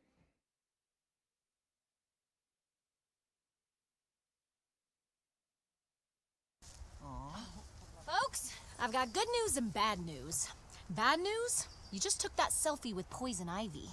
Good news, someone gets to use their coverage from Your Health Idaho. Quality coverage for as low as $0 a month. We're a valley-wide country store. For 100 years, we've been your #1 choice for food, fuel, farm supplies, and just about everything else you could need to get you through your day. We know you work until the job is done, and so do we. For gas on the go, or a little extra to help you get down the road, you can count on us. We are proud to employ your neighbors and to be a cornerstone of your community. We're valley-wide. Yesterday, today, and tomorrow, we're here for you. Welcome back. We're here as the Fruitland Grizzlies kick off. They do a squib kick, and they're looking to make sure that they got it. They didn't. Timberwolves recover the ball right at about the 38-yard line, I think. 37. 37. No return, as everyone was wise with these cold temperatures not to try to pick up the ball and run. That's a recipe for a turnover. No other way to call it. And so Teton will have the ball now at the 37-yard line. 1st and 10, Teton, with 3 minutes left in this first half. I'm sure they will try to punch one in and get that comfortable lead. And they still have a comfortable lead, but that really comfortable lead before halftime. They hand it off up the middle. I expect that is Joyce. That's kind of his signature move, and it is Joyce. Two Joyce players on the roster. The junior, Jack Joyce, who's having a good night tonight, and his younger brother, they call him Joker Joyce. Mom says it's because he is kind of a joker. Oh, and a nice snap over the head of the Teton quarterback. Nelson really wisely goes back and instead of trying to pick it up and make a play, just falls on it, but that's going to be a big loss for the Timberwolves as they're back now to the 30-yard line. They do mark it at the 30, so a long third down for the Timberwolves. Yeah, 3rd and 17, Josh? Is that about right? Nelson back. He's looking to pass. He's got a receiver. He's got him here on the sideline. Makes the catch. He'll get the first down. And that is number 46. Is that right? That's 48. Boston Gunter. Gunter with a great reception is going to be brought down right at the 43-yard line. 1st and 10, Timberwolves. And the Timberwolves moving now into Grizzly country. They decide they want to talk it over. They're going to have a timeout on the field. It's actually the Grizzlies calling the timeout. So they want to regroup and not let the Timberwolves into the end zone. So, Josh, you want to fade away to some commercial sponsors? We'll pay the bills with the sponsors, and we'll be back in just a moment. I'm Matt from Salt Lake City. Last year, while climbing in the Tetons, I fell nearly 600 feet. My hip bone was broken and exposed. I could see my quad muscles, and I had lacerated my liver. And I knew right away that blood was filling my abdomen. After a 3-hour rescue operation, I was airlifted to Ermax Trauma Center. I was rushed into surgery. Then their amazing team worked with me for weeks of rehab. Thanks to their incredible care, I've made a full recovery, and I'm back to doing the things I love. And that's why I say, take me to Ermax.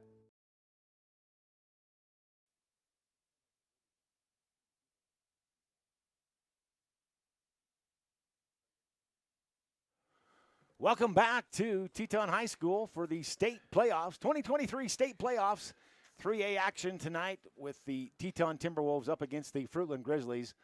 Timberwolves with a 1st and 10 at their own 40. Oh, Nelson back to pass. He's hit and brought down. The ball comes loose. I didn't see who came back. The Teton Timberwolves were able to pick the ball back up, but they're all the way back to about the 38-yard line on the recovery, maybe the 40. Josh Proctor made the recovery. What a heads-up move as Nelson just got drilled as he was looking to pass, and that ball kicks loose. That's a hit you really worry about for your quarterback because those hurt. You just don't see the blind side coming in. Yeah, it's a 17-yard loss right there. All right, so they're going to – ooh, the Mahomes pitch to the line, and that's probably – That's Gunther for a gain of 5. Gunther, yep, I was looking at that as the receiver coming over that center spot. 5 yards is great, but you got a few more than that to pick up. Hurry-up offense still for the Timberwolves.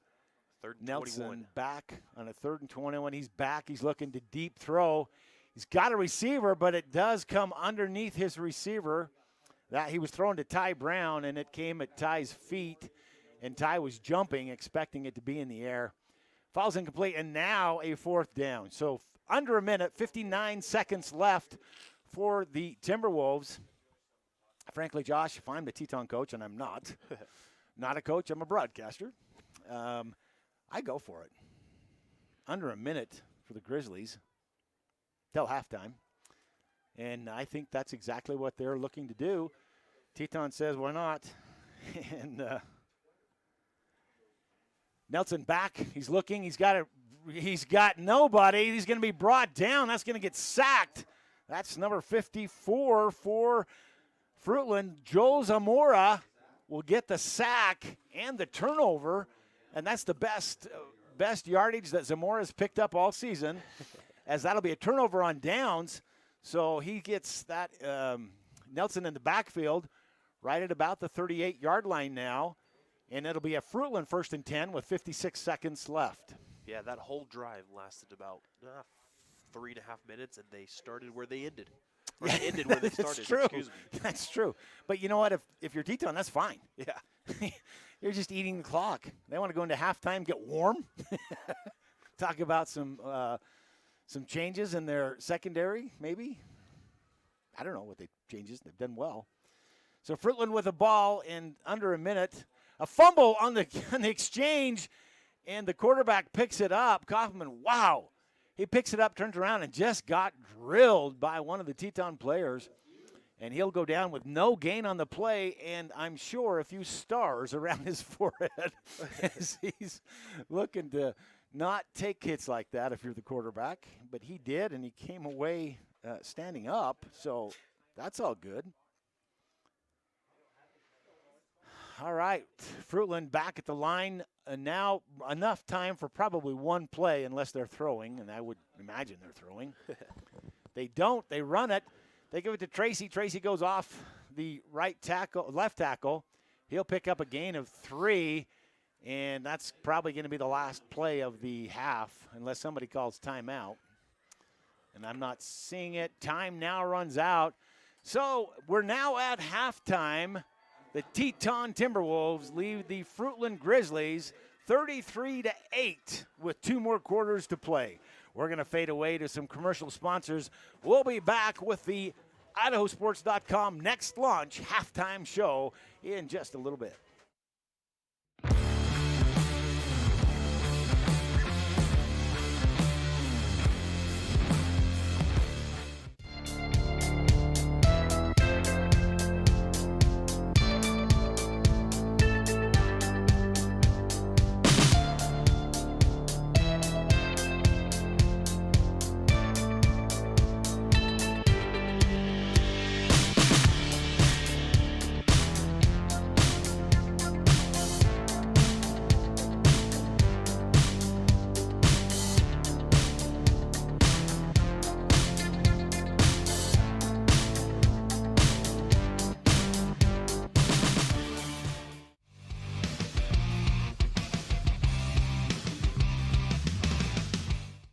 As Idahoans, we're not afraid to take risks.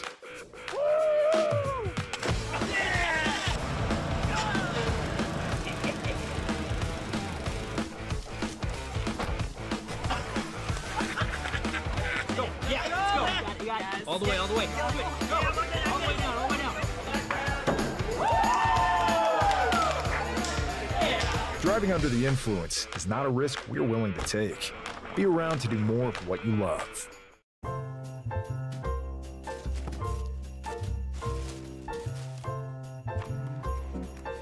This is not what I asked for. Once again, we have contributed to your ideal college savings program. Love, Grandma and Grandpa. Give the gift of college savings this holiday season with Ideal, Idaho's 529 college savings program. Eventually, they'll appreciate it. I love it. Thank you. College costs money. Dear Exit Strategy, all your pieces are in place. Thanks for being there when I need you most.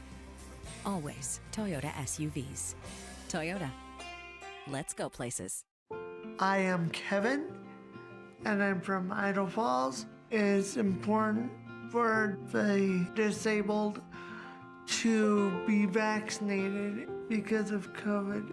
I chose to be vaccinated because I didn't want to be sick or in the hospital.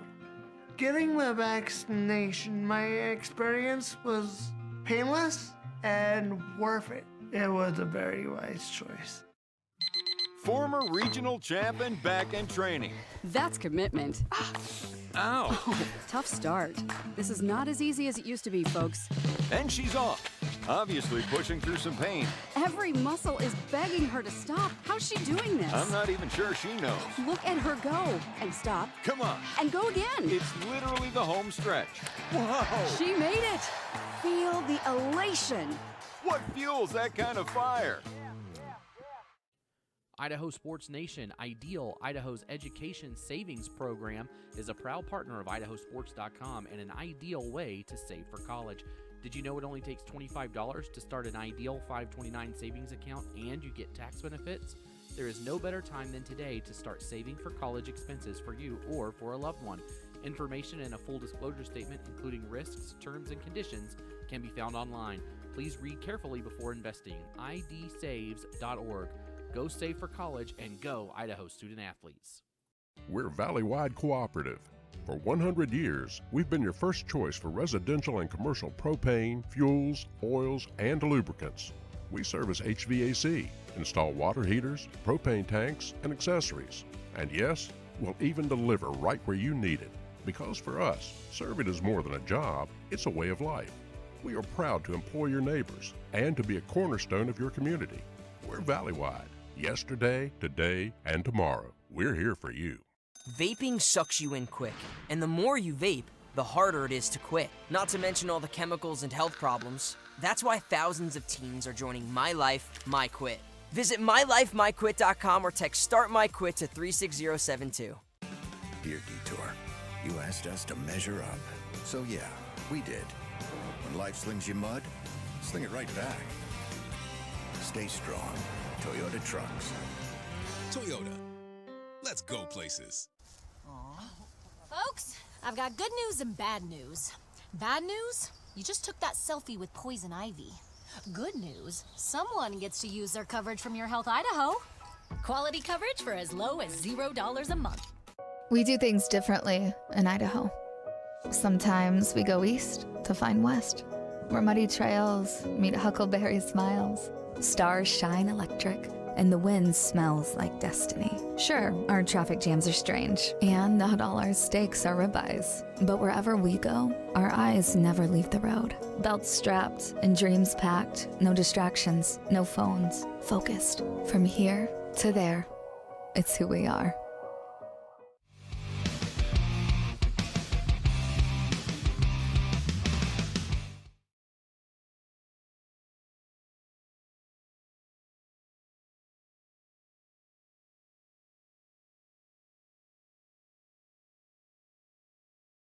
At all our local Teton dealerships, we're committed to our no problem philosophy. No problem means we'll find it, not we don't have it. No problem means the same fair prices that we've always offered on our new vehicles. Because when you shop with us, it's always no problem to buy and service your vehicles.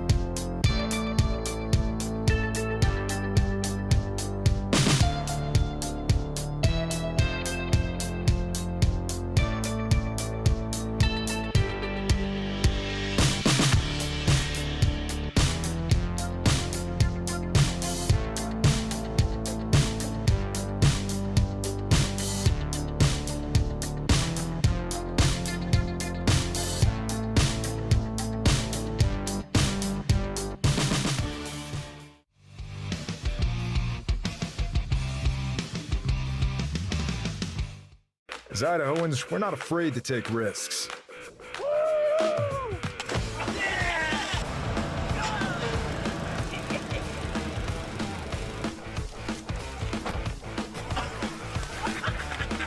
Go. Yeah, let's go.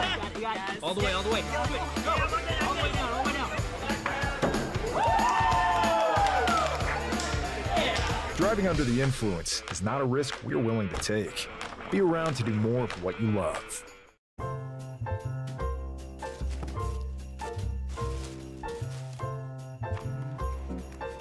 This is not what I asked for. Once again, we have contributed to your ideal college savings program. Love, Grandma and Grandpa. Give the gift of college savings this holiday season with Ideal, Idaho's 529 college savings program. Eventually, they'll appreciate it. I love it. Thank you. College costs money. Dear Exit Strategy, all your pieces are in place. Thanks for being there when I need you most. Always Toyota SUVs. Toyota. Let's go places. I am Kevin, and I'm from Idaho Falls. It's important for the disabled to be vaccinated because of COVID.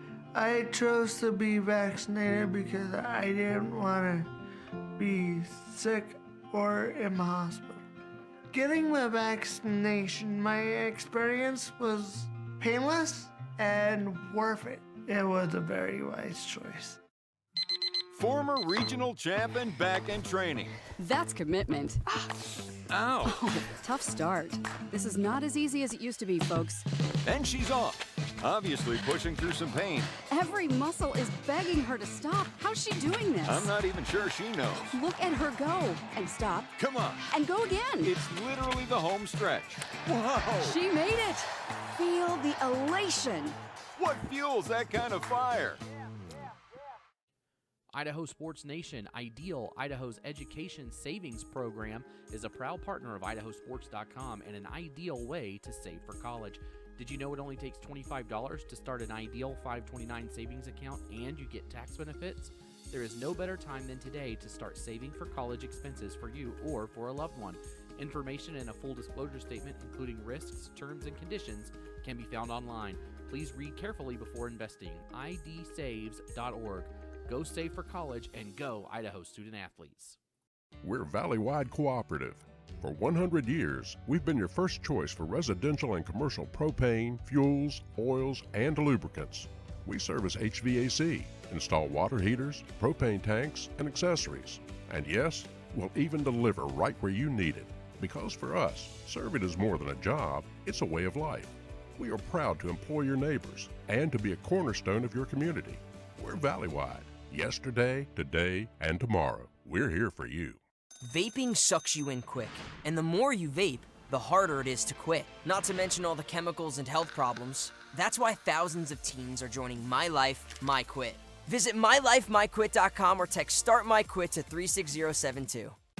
Dear Detour, you asked us to measure up. So yeah, we did. When life slings you mud, sling it right back. Stay strong. Toyota Trucks. Toyota. Let's go places. Folks, I've got good news and bad news. Bad news? You just took that selfie with poison ivy. Good news, someone gets to use their coverage from Your Health Idaho. Quality coverage for as low as $0 a month. We do things differently in Idaho. Sometimes we go east to find west, where muddy trails meet huckleberry smiles. Stars shine electric, and the wind smells like destiny. Sure, our traffic jams are strange, and not all our steaks are ribeyes. But wherever we go, our eyes never leave the road. Belts strapped and dreams packed, no distractions, no phones, focused. From here to there, it's who we are.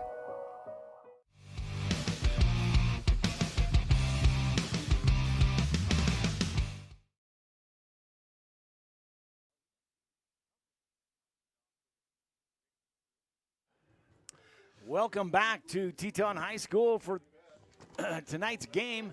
This is the Idaho Launch halftime show. Did you know current Idaho high school seniors are eligible for up to $8,000 in grant money? That's a lot of money for students.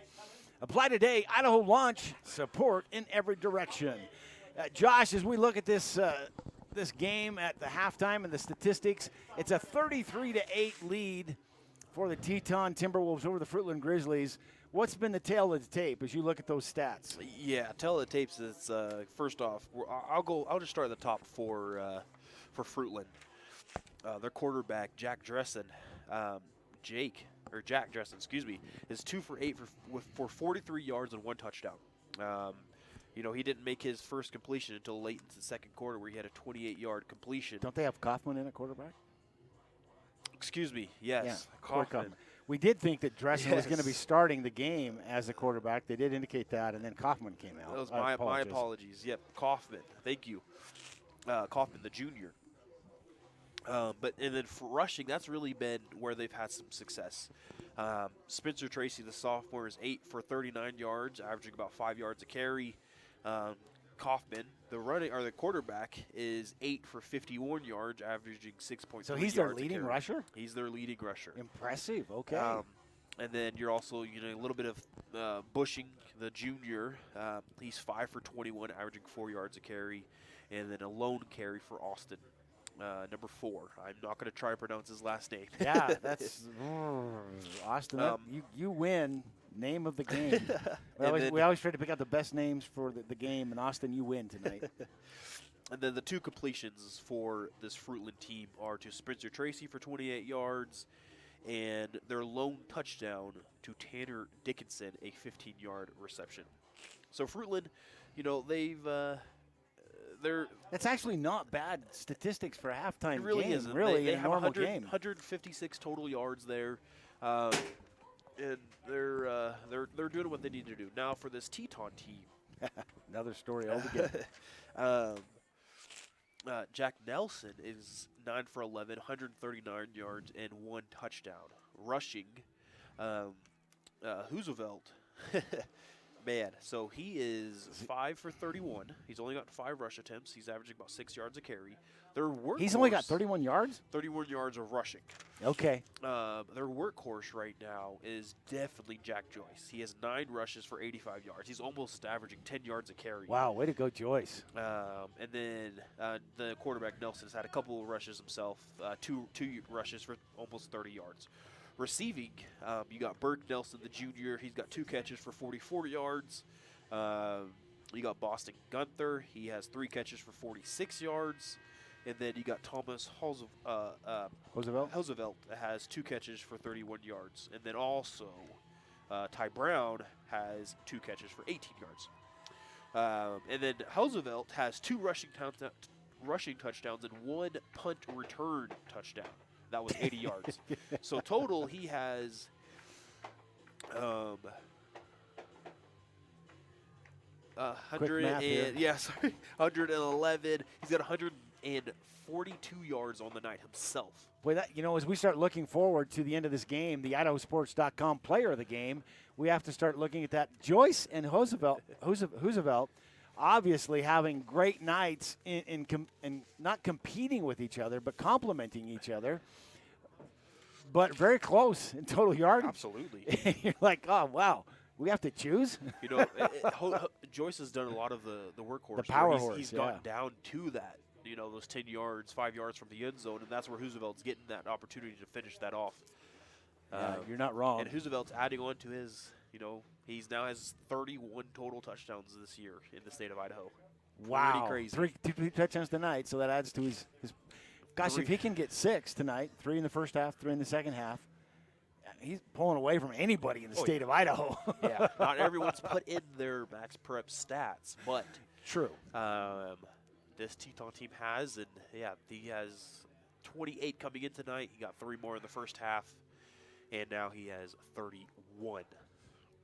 Well, that's the tail of the tape from halftime as we get ready for the second half. Thanks for watching or for listening to the Idaho Launch halftime show. Did you know current Idaho high school seniors are eligible for up to $8,000 in grant money? Apply today. Idaho Launch. They support everyone in every direction. $8,000 of free money for Idaho school students, seniors. Our thanks to them, Idaho Launch, for sponsoring the halftime. We're bringing it back here, live action, as we start to look. I'm not sure what just happened. They had the teams on the field. They're trying to get the music stopped, I believe. Oh, they're trying to get the clock going. Correct. The officials saying we've got 3 minutes and under now on the clock. They're going to let that go. Team's ready to play. I'm not sure why they didn't let them. Man, every minute you're out here in the exposure to these elements, now with wind chill under 15 degrees outside and snowing. Went outside at halftime to get some fresh air and came right back in. It was way too cold. They're playing a lot of very modern music over the PA system, and you can tell it's cold because there's a lot of people my age out there in the stands dancing, and I don't think it's to the music. I think it's just trying to stay warm. Yep. Great crowd to be here in these colder temperatures supporting their hometown team. And frankly, even more shout-outs to those travelers who came over with Fruitland Grizzlies sitting across the way on the visitors' benches. They don't have heaters. They don't have a press box blocking the wind. They're straight in it. And frankly, Fruitland is in pretty mild country temperature-wise. They don't get – Fruitland, they grow fruit, so they don't get cold over there like they do here. They grow fruit. And it's got to be a shock to their systems to be watching the game, let alone playing in these temperatures. So our hats off to these Fruitland patrons and players for playing in what has to be an advantage for the Teton team. They play like this 9 months out of the year. Yeah.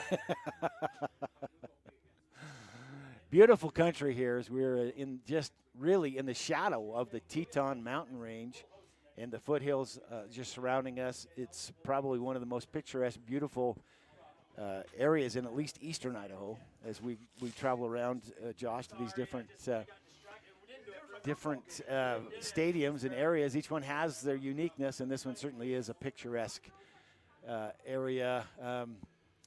So far, the snowfall has not gotten to the point that it's limited our an obstructed view, fortunately, but certainly coming down heavy enough that it's got to be a distraction. If anything.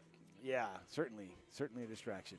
We're certainly grateful to the folks here at Teton High School. Their AD, Amy Sultan Wood, has been generous enough to bring us into the press box. We didn't have to do it from out in the Netherlands, as we often have to do on top of the press box. Tonight we're not running camera, obviously, because of the NFHS contract. So we're running audio only, and we're inside, and we couldn't be happier. Josh already got a cold. We don't want to stick him outside and freeze him to death.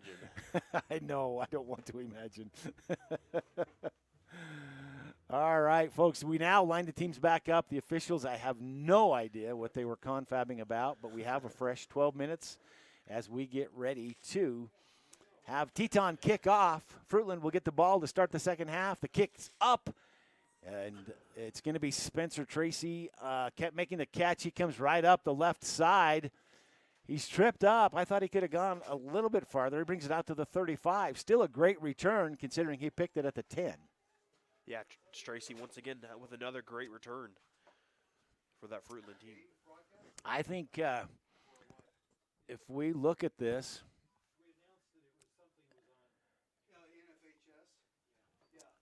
just having some discussion here in the press box. I think Tracy is one of those young men that if you looked at his kickoff, punt return yardage, you'd find him at the top of the state. He's just been impressive in those. Kaufman's going to take the snap. He's going to keep the ball, go off his guard tackle combination. He'll pick up 2 yards on the carry. That hole closed very quickly for him. It looked like he was going to probably get 5, and Teton a good job of just shutting that down. They do give him a gain of 2 now, so 2nd and 8 for Fruitland. As Kaufman looking to get this team rolling. They ended the half on a score, and they want to start the half on a score. Yeah. Isn't that how that works? Absolutely. At least that's how it's supposed to work, so let's be honest with that. All right, Kaufman with one back in the backfield, out of the shotgun. He takes the snap. He's back. He's going to throw over the middle.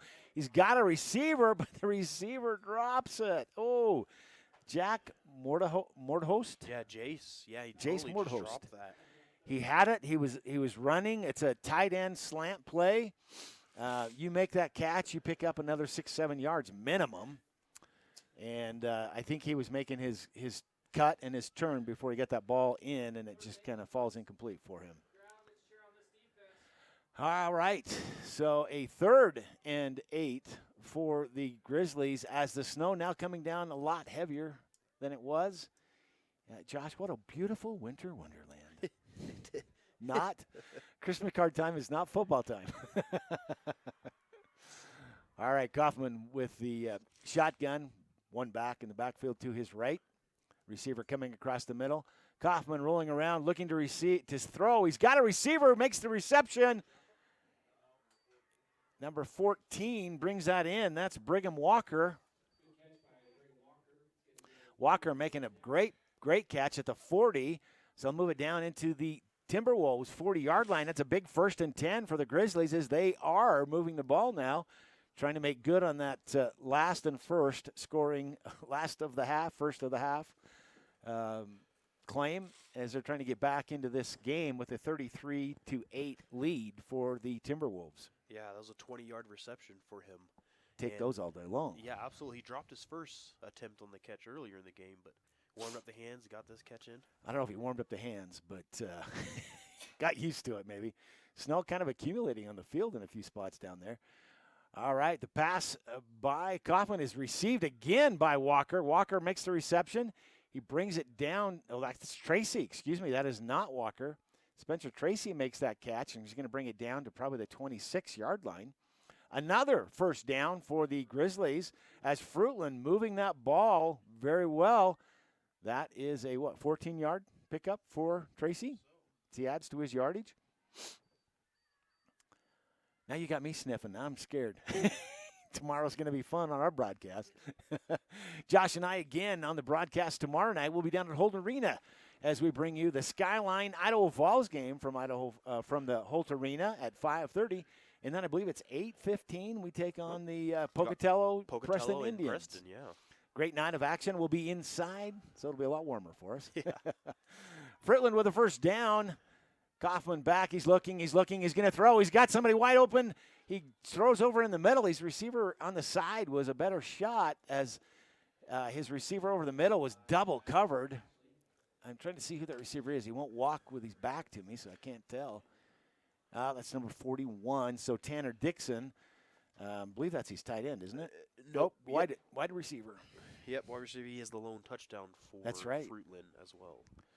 Well, that's a good guy to throw to. guy that's already got a touchdown. He knows how to do it. So we're looking at a 2nd and 10 for Fruitland as they are in Teton territory and trying to figure out how to get into the end zone again, as they did just before the half. Kaufman with a back in the backfield, a man in motion. He's going to be the pitch out man as Brigham Walker takes the pitch. He makes the dive as he comes around the left side of the field and picks up probably 3 yards on the carry. Walker watching for the spot. The official making the spot. It's going to be right at, I can't read the field with the snow on it now. That's getting challenging. I think he's on the 26. I agree. So that's going to set up a 4th for, is it 4th or 3rd? Third. It's 3rd down. Thanks. Boy, I'm screwing up the scoreboard guy here. He's looking at me like, dude, are you in the same game I am? All right, a 3rd down, but a big 3rd down. They need to pick up 7 yards on this. They're going to throw over the middle. They got a man. The reception's made. He'll take it down to probably close to the goal line, looking for that spot and that reception. Was that Dixon? Reception right at the 3-yard line. They spot it. So a big 1st down. They needed to get 7. They got a lot more than 7. Dixon, I think if he had that right to him, he'd have been able to go forward. So Kaufman now for a spot. I think they're going to say he's right at the 1. There's no indication of a touchdown. And okay. All right, Tracy picks up a touchdown.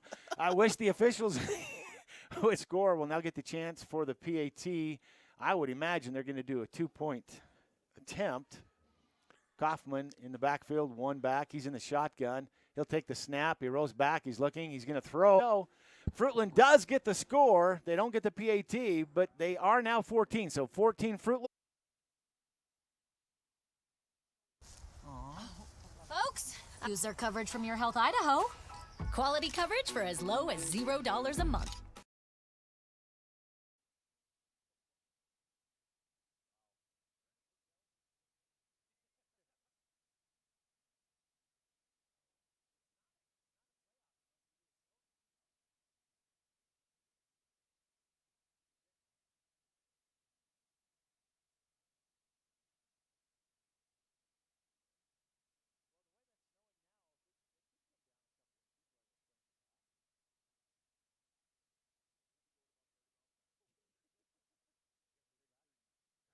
Welcome back to Teton High School as Fruitland kicking off after their kickoff or their touchdown. They're going to do the squib kick.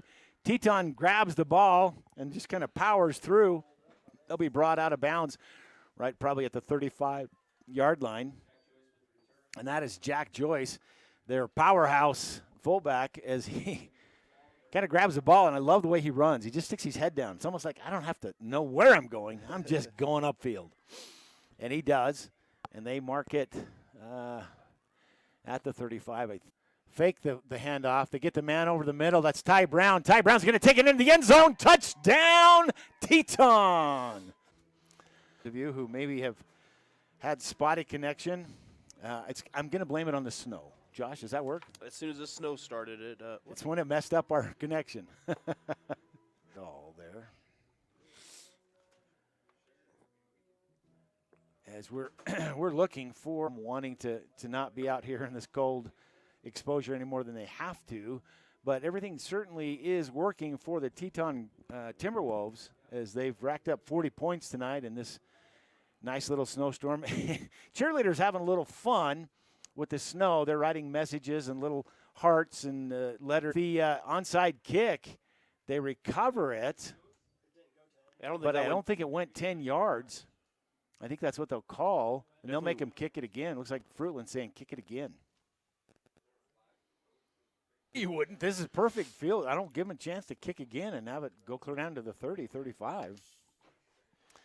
Did they call timeout or they just dead ball because of the kick? So they mark the ball at the 49-yard line, excuse me. That'll be Fruitland's ball. as we start action.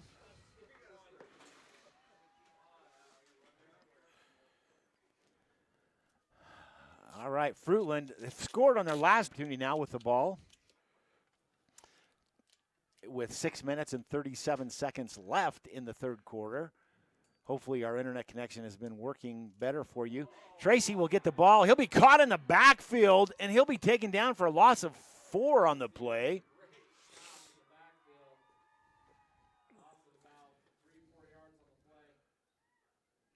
What a great stop. Tracy, they're actually going to give him a loss of 5 on that play, looks to be. 4? Okay, loss of 4. Going the wrong way if you're a Fruitland fan. Not the way of the end zone, at least their end zone. So 2nd and 14 for the Grizzlies. Those of you who've had a momentary break, we're back. Josh has been working furiously to get our internet back in the middle of this snowstorm. Kaufman hands it off to Tracy. Tracy again caught on the backfield. I think he's going to lose 1 yard on the play. That's going to set up a 3rd and 15 as Teton reading their running game very well in this third quarter. Some of those adjustments they made at halftime for Teton certainly reading. Well, it's not halftime because Fruitland did come out and score, but reading and changing their defense on the fly to stop that running game in a quick hurry.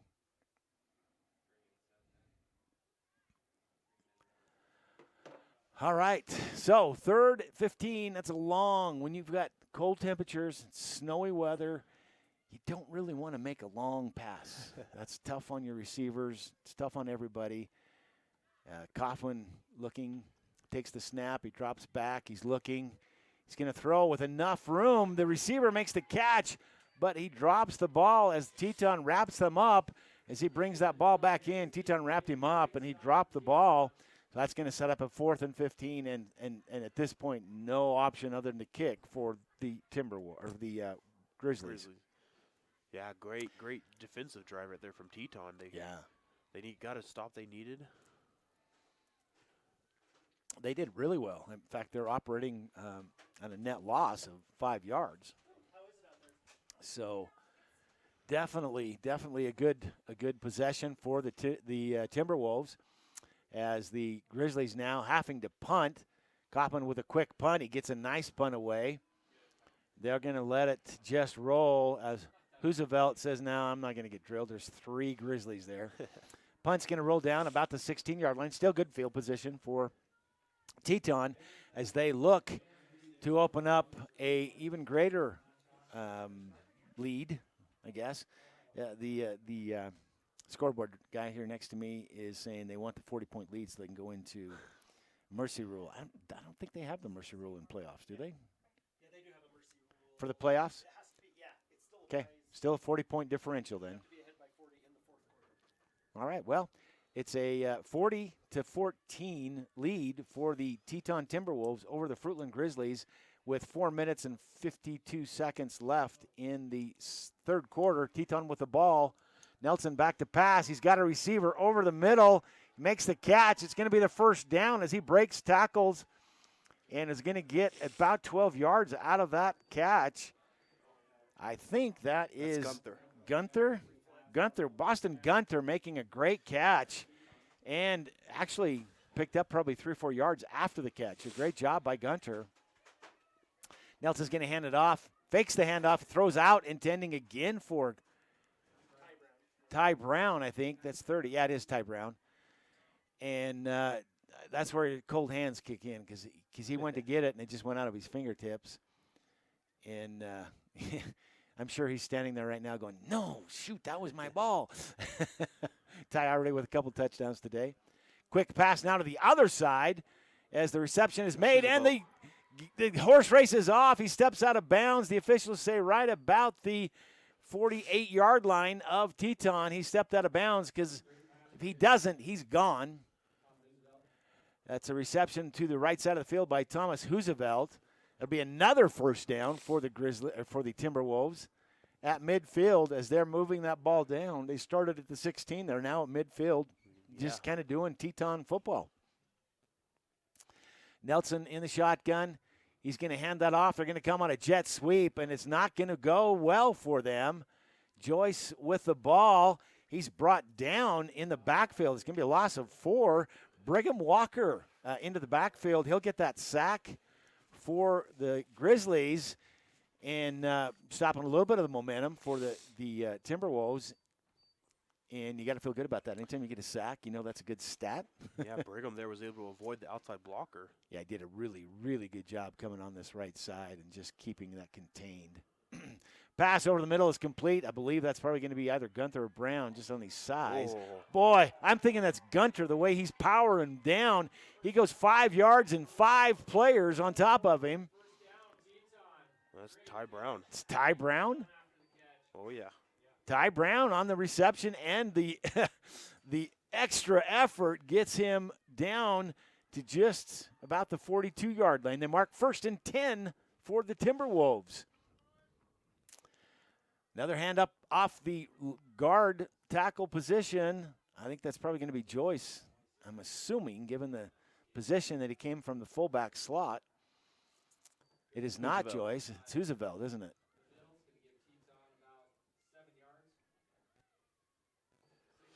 I'm looking. That is not That's the name they Huseveld. said. That's Is it Huseveld. Huseveld? Yep.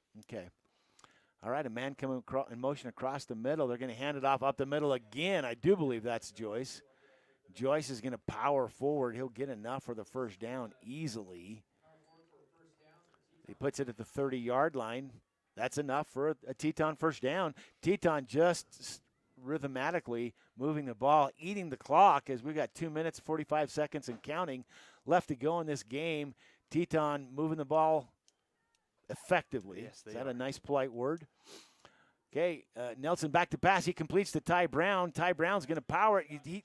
He's carrying 3 players down across the 20, and probably enough for another Teton first down. Boy, Ty Brown just carrying literally three defensive backs over the middle.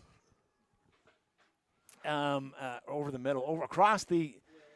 I got a chair here that's bucking. I used to go rodeo, but I had a string I could hold on to. There's nothing on this one. All right, we're gonna have a timeout on the field. That's Fruitland. Josh, why don't you just recognize some of our great sponsors here? Grizzly football fans. Now, more than ever, you need the fastest, most reliable fiber optic internet with ultimate Wi-Fi from Farmers Mutual Telephone Company. Internet plans with fiber start at $60 a month and speeds up to a gig are available, only with no data caps or slowing. Free installation within 3 business days and no contract term. Don't delay. Call 208-452-2000 or sign up at fmtc.com. Go Grizzlies. And speaking for fiber optic, that is by far the fastest internet and most reliable internet that you will ever get. I got fiber at my house this summer. Yeah, and it makes it so much easier to work from home. Oh yeah, so if you can get fiber, and if you're in Fruitland, go to Farmers Mutual, because fiber is by far the most reliable internet that you can get out there. All right, back to action as Teton with the ball moving. 2 minutes and 20 seconds left in the third quarter. Teton running the clock. They're going to hand it off up the middle. I think that's probably Joyce, and he's met at the line. Brigham Walker leading the tacklers for the Grizzlies. And, no gain on that play. That's one of the few times you've seen them shut down the running play at the line. All right, so out of the shotgun, Nelson again will take the snap. He's got a back coming across. He'll hand it off. I think that's Joyce. Joyce is going to come around the corner. He gets the corner, takes it down really close to the 5-yard line.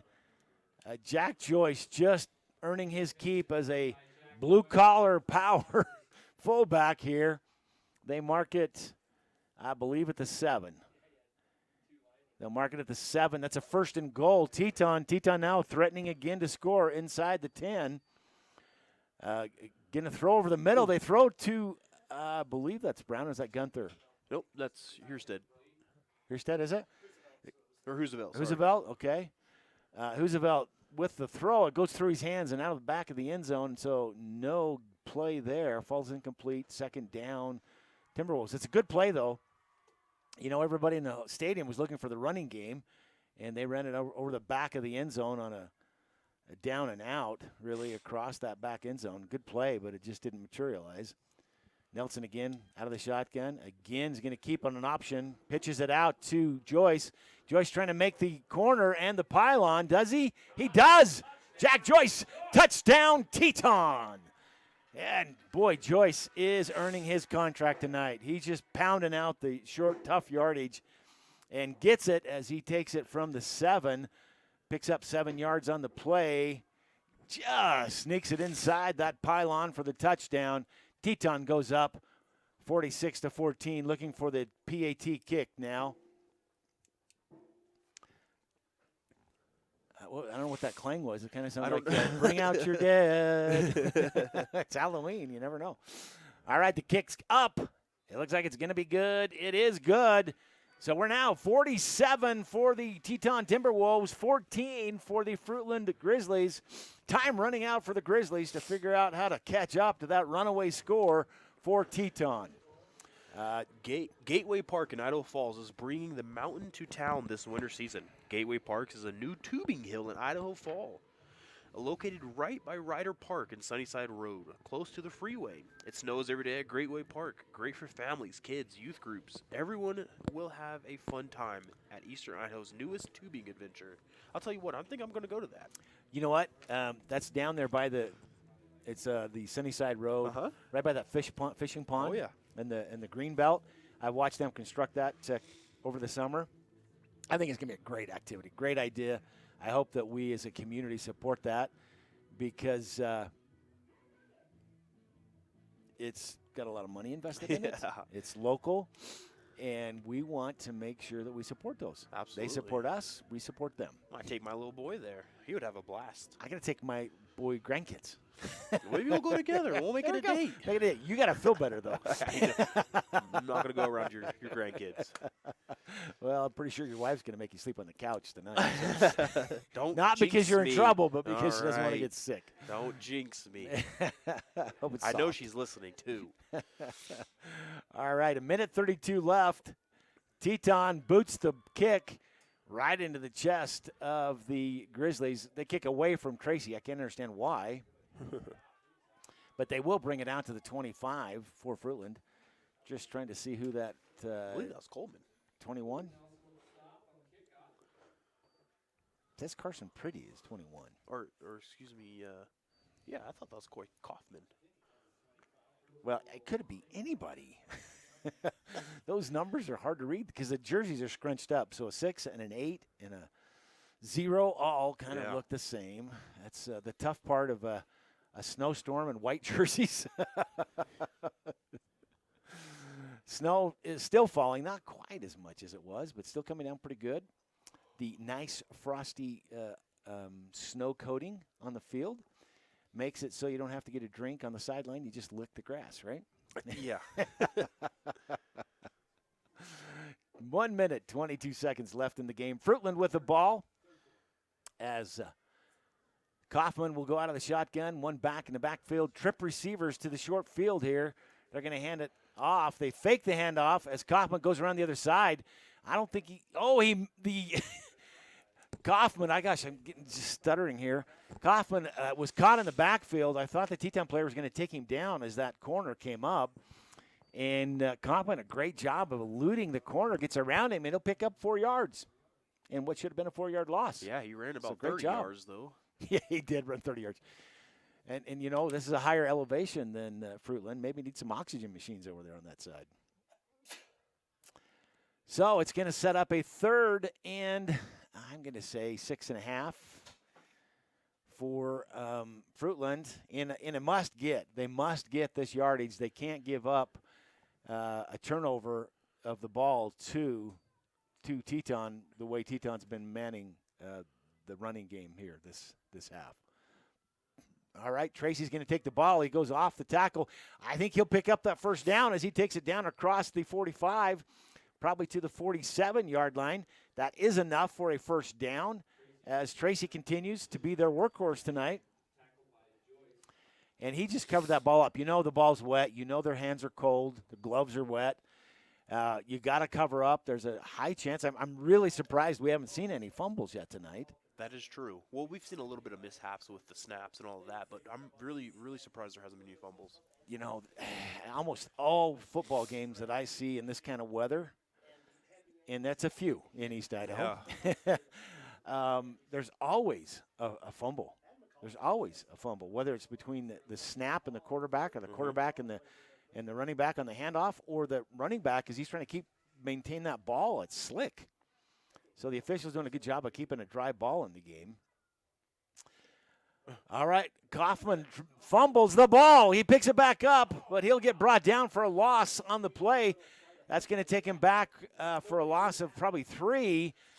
Kaufman with a great fake, but his leg went out from underneath him. He caught his balance and turned to run, fumbled the ball, bounced back up into his arms, and he was able to recover it. But by that time, Teton had collapsed on him. It'll be a loss on the play. And that brings us to the end of 3 quarters of play. The score, the Teton Timberwolves 47, the Fruitland Grizzlies 14. We'll be back in just a few moments. I'm Matt from Salt Lake City. Last year, while climbing in the Tetons, I fell nearly 600 feet. My hip bone was broken and exposed. I could see my quad muscles, and I had lacerated my liver. And I knew right away that blood was filling my abdomen. After a 3-hour rescue operation, I was airlifted to Ermax Trauma Center. I was rushed into surgery. Then their amazing team worked with me for weeks of rehab. Thanks to their incredible care, I've made a full recovery, and I'm back to doing the things I love. And that's why I say, take me to Ermac. At Valleywide Cooperative, we're here when you need us. For 100 years, we have been here to help you with food, fuel, and good old-fashioned advice. And for us, serving is more than a job, it's a way of life, which is why we pour so much into the communities around us. We've employed hundreds of your neighbors. We take pride in that, and in giving back millions in sponsorships, grants, donations, and scholarships. It's our way of saying thanks. We're Valleywide, and yesterday, today, and tomorrow, we're here for you.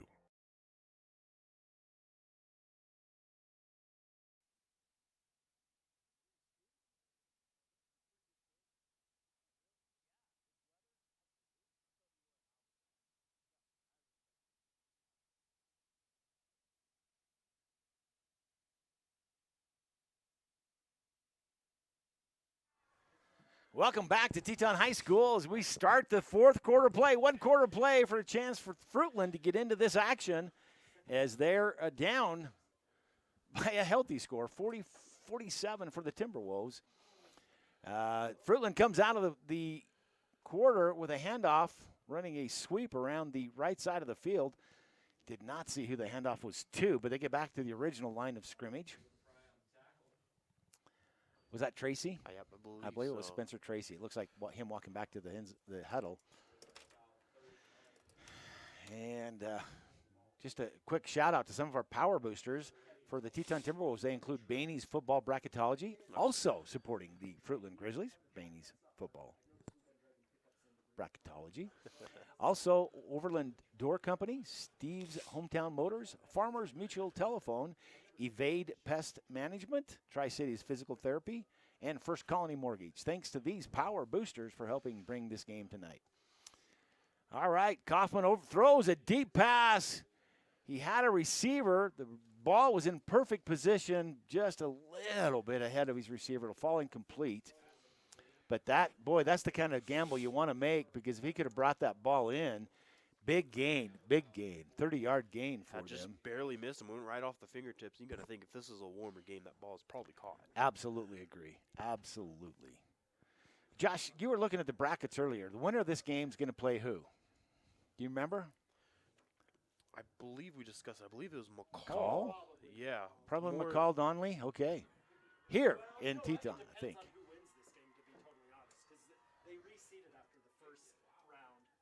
All right, quick kick goes down. It'll probably go out of bounds right about the 28-yard line as the Teton takes over on the punt.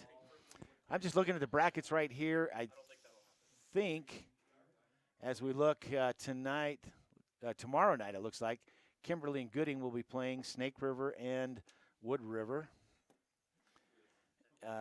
Timberlake and American Falls, Weiser and Marsh Valley, and McCall Donnelly and Buell. So I don't know. Kimberly I think we do look at reseeding after this. They reseed after this round. It's weird. So it'll be whoever's. They'll reseed the top 8. Kimberly over Gooding at half, 31-0 right now. Wow, Kimberly having their way. Woo, that's a Gooding. Yeah, those guys are same conference. They've seen each other before. All right, Teton with the ball. Nelson with a quick pass out to Roosevelt. Roosevelt evades the first tackler, beats the second. It's going to be a foot race. He'll be pushed out of bounds. The last guy to save that tackle does. Oh, he says he stepped out of bounds at the 50. You know, it's so fun to watch Roosevelt get his speed underneath him and take off. I was surprised that the Fruitland player caught up to him, but he was already a downed ball. They mark it right close to midfield, a 1st and 10 for the Timberwolves. So it's only a gain of 30. Yeah. All right, Nelson takes the snap. He's back. He's looking for a receiver. Doesn't see one, so he's going to tuck that ball and run. Comes around the corner, picks up probably 3 yards on the play, depending on the spot.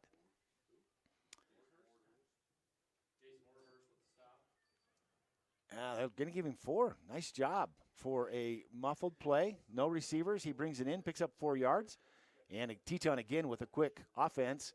He's going to hand it off up the middle. That is Jack Joyce. Joyce going to power through, gets the first down, and then another 10 as he takes it down to the 30, maybe the 29-yard line. They'll pick up the first down for the Timberwolves. And plenty of room to look at that end zone now. Joyce, wow, what a game for him. Just powering that ball up the middle. Roosevelt and him make a great tandem. Nelson throws a lateral back. It's going to roll out of bounds. But that's where the ball will be marked down. He turned around, thought he was getting tackled. He threw it into his backfield at the feet of the receiver, and then it bounced back. So it's going to be a loss of probably 10 on the play. Yeah, it's going to be 2nd and 19. Right about that, yep. Yeah, 2nd and 19, I think. And that was just a miscommunication, I think, as Nelson now hands it off to his running back. I believe that's Joyce. Joyce will pick up probably 5 yards. It's not very often. Was that Joyce? Almost looked like they had handed that off to Oliveras, but I haven't seen him, so I'm sure it's got to enjoy. So it's going to be a big, long 3rd down, 3rd and 15 maybe. So they're going to throw, got a receiver at the first down mark, but it's going to fall incomplete. And now a 4th down. I believe that's the first 4th down for Teton in this game with 9 minutes and 42 seconds to go. Josh, is it? Do you remember? It is 4th down. It is 4th down. We know that. Is the first 4th down? All right, 2nd 4th down. Great. We've got a great backup team here in the booth with the Teton staff. So grateful for them. They keep us straight, or at least attempt to keep us straight. So the 4th down, Nelson's going to go for it. He's looking. He's got a receiver. He throws over the head of his receivers, and it'll fall incomplete. So turnover on downs. And Fruitland with pretty decent field advantage, but the 29, I think. Is that where they're at? Trying to remember where the line of scrimmage was before. I think they mark it at the 27-yard line. So not bad. Could be better, but they're on 27. They'll have a 1st and 10. Fruitland will look to get some more numbers on the board. Tough to make up 30 points. But certainly, if you're a football team and you've played a season and this is your playoff, then you make sure you keep trying till that buzzer goes no matter what the score is, because this is your playoff game, right? Absolutely. Goffman in the backfield. He's going to throw over the middle. He's got a receiver. Oh, get the first down, and then about 7 yards beyond as he connects. Is that Walker again? Brigham Walker over the middle makes the reception. They're going to mark it at the 46-yard line. 1st and 10, Grizzlies, as they're now on Teton's side of the field, moving the ball. That's a great play over that middle, quick pass, and big gain for them. as they just kind of caught Teton sleeping, as Teton, I think, expected them to run. Yeah, another 20-yard reception for him. That's It's a good night. We'll take it. Second catch of the night. And 1 touchdown, right? Did he get? No, that was Dixon. All right, fresh set of downs. Kaufman looking for a receiver. He doesn't see something. He gets a receiver in the midfield. His third off attempt. A fumble. Fumble looks to be recovered by. It is recovered by number 40. Quinn Hood. Quinn Hood. Oh, I'm on the wrong. I'm looking at Teton. They don't have a 40. Whew. Quinn Hood made a great reception, brings it down to almost a 30. I think it's the 32, somewhere in that snow. And the fumble, we talked about how we hadn't had any fumbles with his cold hands, cold, wet balls, and there was our first fumble of the night. But Fruitland does a great job of recovering that, as Hood fell right on it and covered up and wasn't going to let anybody take it away from him. So they'll retain ownership of the ball and get a fresh set of downs. So 1st and 10, Fruitland. Kaufman with one back in the backfield, out of the shotgun. He's going to hand it off to that one back. That back looks to be Bushong. Bushong now reversing the field, coming the other way. Nothing either way, as he'll pick up with a 20-yard run, probably a yard advance. Yeah. He went to the far side of the field, reversed, came back to the short side of the field, and then took it upfield for a gain of 1. Yeah, Bushing, that's his first carry of the second half. Bushong, is that what it is? Mm-hmm. He had 5 carries in the first half. How many yards? 5 carries for 21 yards in the So it was first a good half. average on his carries. Yeah, just about 4 yards a carry. His first carry of the night only goes for 1, or first carry of the second half only goes for 1. Snow letting up a little bit here for us. The locals going, this is nothing, man. This is, you worry about it being snow when you get 6 feet overnight. That's when you get out the snowmobiles. There is a flag on the play, an illegal shift in the backfield, the call by the referee, Blair Peepo, and that's going to hurt. Is that unsportsmanlike? Had to be an unsportsmanlike. He indicated what it looked like an illegal shift, but this has got to be an unsportsmanlike, as they just pounded off 15 yards, moved the ball back to almost midfield. That hurt. That hurt for the the Grizzlies, as they were looking and driving downfield, and now move it back. It's going to set up a second and I would say almost 30. 30 yards. Yeah, I was going to say second in the freeway. All right, Kaufman back. He's looking. He's going. He's going to tuck it in and pull to the right side of the field. I think he's looking to probably throw it away now that he's out of the box, and he does. Now there's some tempers letting loose as Kaufman jumps into the face of a Teton player who hit him after the throw was made, and I'm sure that they are going to just say, thanks for that hit, and it's good to see you again. Yeah, well, it's a penalty. They're going to call it Did late they call hit. it? Oh, yeah. I didn't see the flag. Can't see anything out there.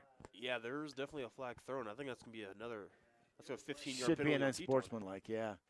And there is Blair people indicating roughing the passer, personal foul, unnecessary roughness.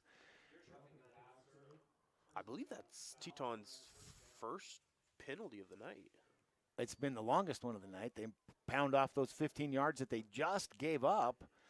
Not what you want if you're Teton, and certainly what you want if you are a Fruitland fan.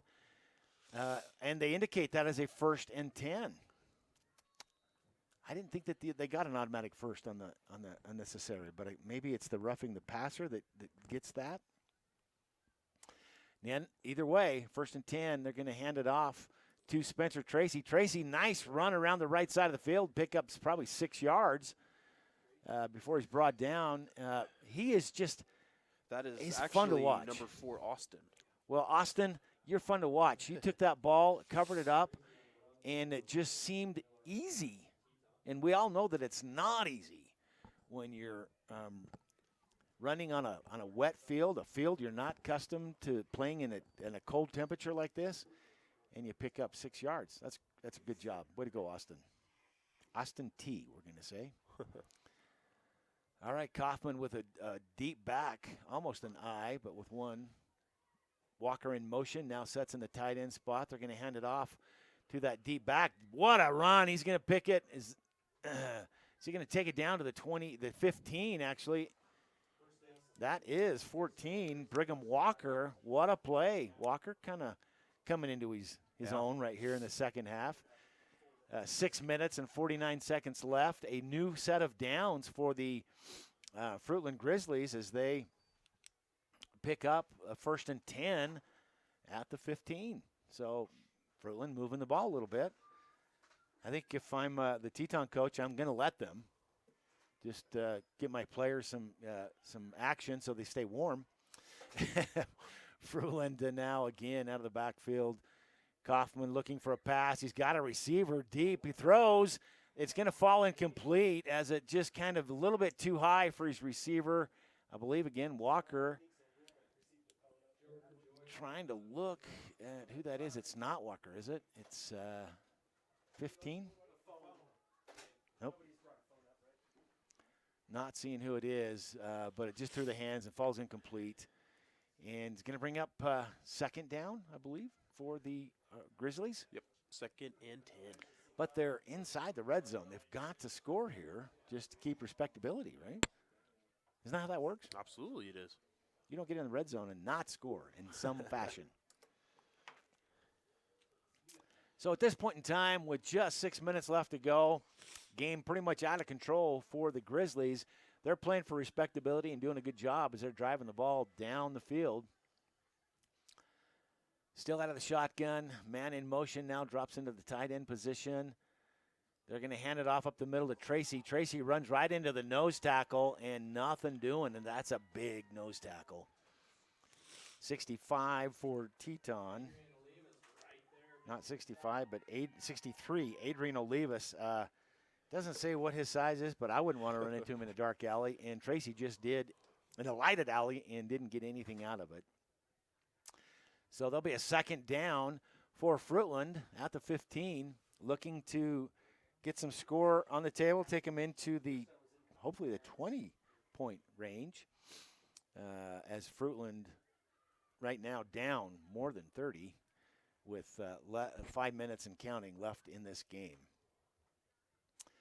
Kaufman with a back to his left side. He's going to draw back, throw to that back, which is Brigham Walker. Walker's going to take it down to the probably 12-yard line. That was Austin T. That was Austin T. That 4 and the 14's getting me, isn't it?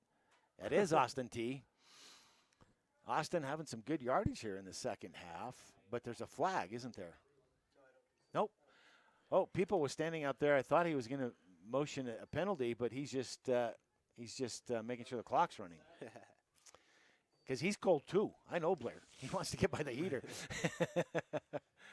All right, so it's going to set up a 4th and 6 for Fruitland in a do-or-die, probably the last possession for Fruitland. Because if you're Teton, you just run that ball to death and run the clock out and go home.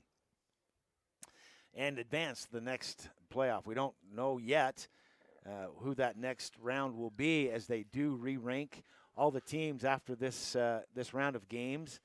And we'll see who drops in. We're pretty sure they won't go in to play either Homedale or Sugar. Timeout on the field now. That's a timeout for Fruitland. I'm just looking at the rankings.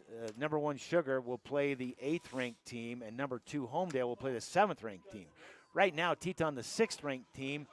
After this game, with the score what it is, I'm sure they'll either maintain that 6th rank or even possibly a 5th rank. So, Josh, you want to get to some of our sponsors? Yeah, whether you're looking to sell your home, downsize, or even find your dream home, call Caldwell Banker Classic Properties for all your real estate needs in the western end of the Treasure Valley. Jeff Williams and his team of experienced agents specialize in working together as a team, and they strive to help you navigate the buying and selling process as stress-free as possible. Call Caldwell Banker Classic Properties at 208-642-9700 9316 to schedule an appointment today. Everyone at Caldwell Banker Classic Properties wants to wish Fruitland good luck in the tournament. For 3 generations, Hingler Packing Company has taken pride in growing fresh quality fruit, then packing and shipping the Fortress brand worldwide. Kelly and everyone at Hingler Packing Company wishes the team the best at state this year. Hingler Company is a proud supporter of Fruitland Grizzlies. Go Grizzlies! Well, the Grizzlies actually have played well. In a normal game, they're in it. Teton just having their way. Hard time stopping them. I think they only stopped them twice tonight. Yeah. That's tough. You can't keep up when that happens. So a big 4th down now, 4th and 6 for Fruitland. As Kaufman looking for the ball out of the shotgun. He's looking for a receiver. He's not finding anything. He's going to roll to the right side, looking, and he just throws that ball away. Well, you can't do that on 4th down. Yeah, I don't know why he did that. He just kind of tossed the ball at the feet of one of his own receivers. He should have at least tried to get it to the receiver. But that's neither here nor there, as that will be a turnover on down, so they'll mark the ball at the 12-yard line.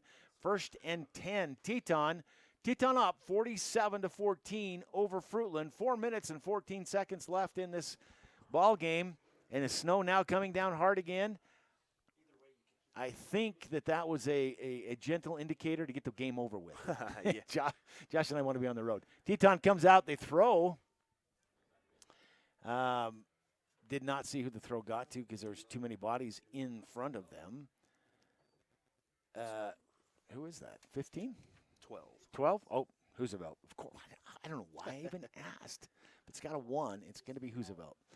So they pick up a gain of probably 3. Nope, they say 2 now. Nelson in the backfield, out of the shotgun. He's going to hand it off up the middle. I'm going to guess that is Joyce, who will probably pick up another 4 yards. And I'm looking. I do think that is Joyce. I'm not sure why Teton is going to go in the hurry-up offense. If I'm Teton, I'm going to just take all the time I want between plays.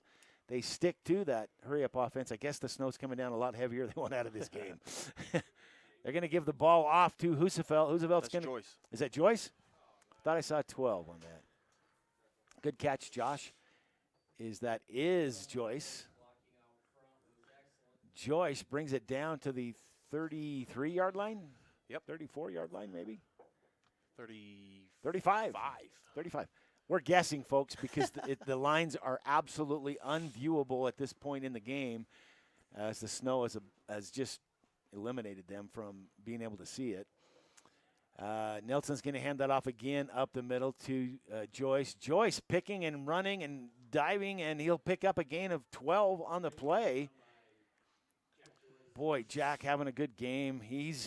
We're going to have a tough time with the IdahoSports.com player of the game tonight, as both Roosevelt and Joyce just making their I guess, case for that IdahoSports.com player of the game. Quick pass now by Nelson out to the short side of the long side of the field. They're going to advance that forward for a gain of 8. So Teton keeping that clock going now, close to the 2-minute mark of this game, and a very comfortable lead. They're just having fun. I think this is where they practice next week's game, right? Yeah, Joyce. Make sure things happening. Joyce over 100 yards now in the second half. Way to go, Joyce. That's a great game.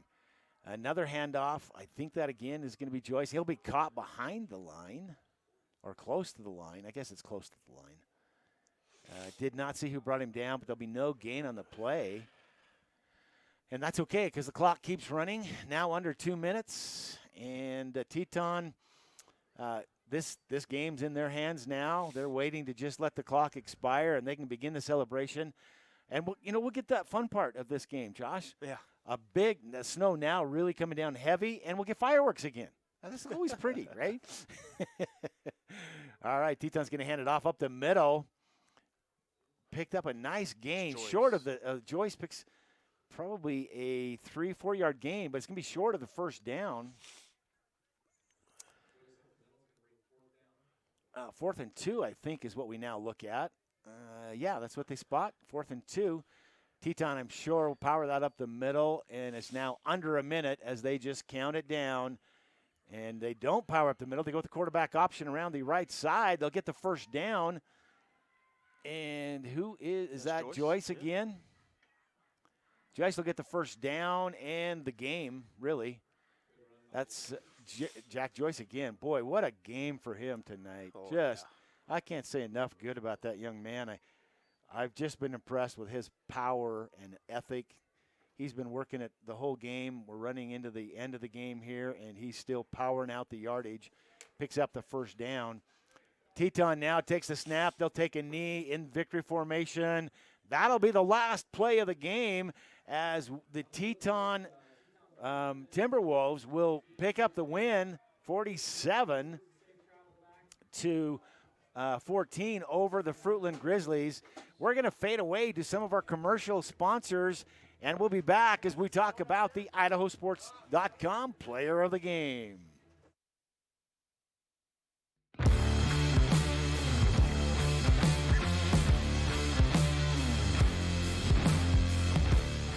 As Idahoans, we're not afraid to take risks.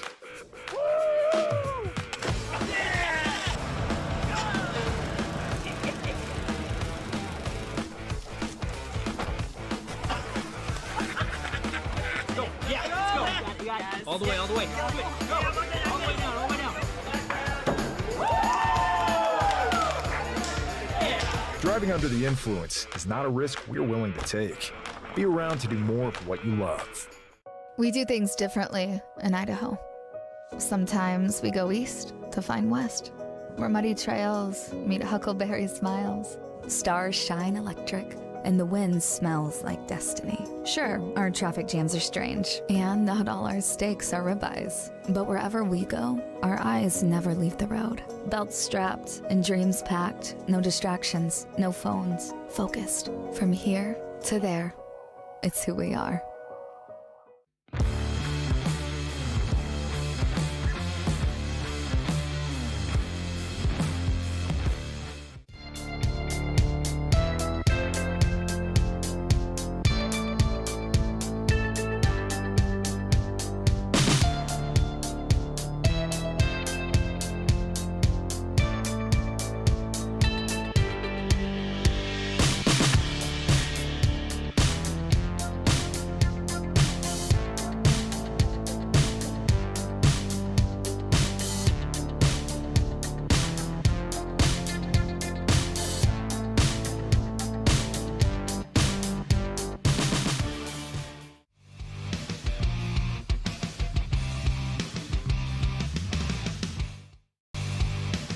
Welcome back to Teton High School at the 2023 High School State Playoffs. This has been a presentation of IdahoSports.com GameStreams. This broadcast is copyrighted to IdahoSports.com. Any rebroadcast, retransmission, or other use of this broadcast without the expressed written consent of IdahoSports.com is strictly prohibited.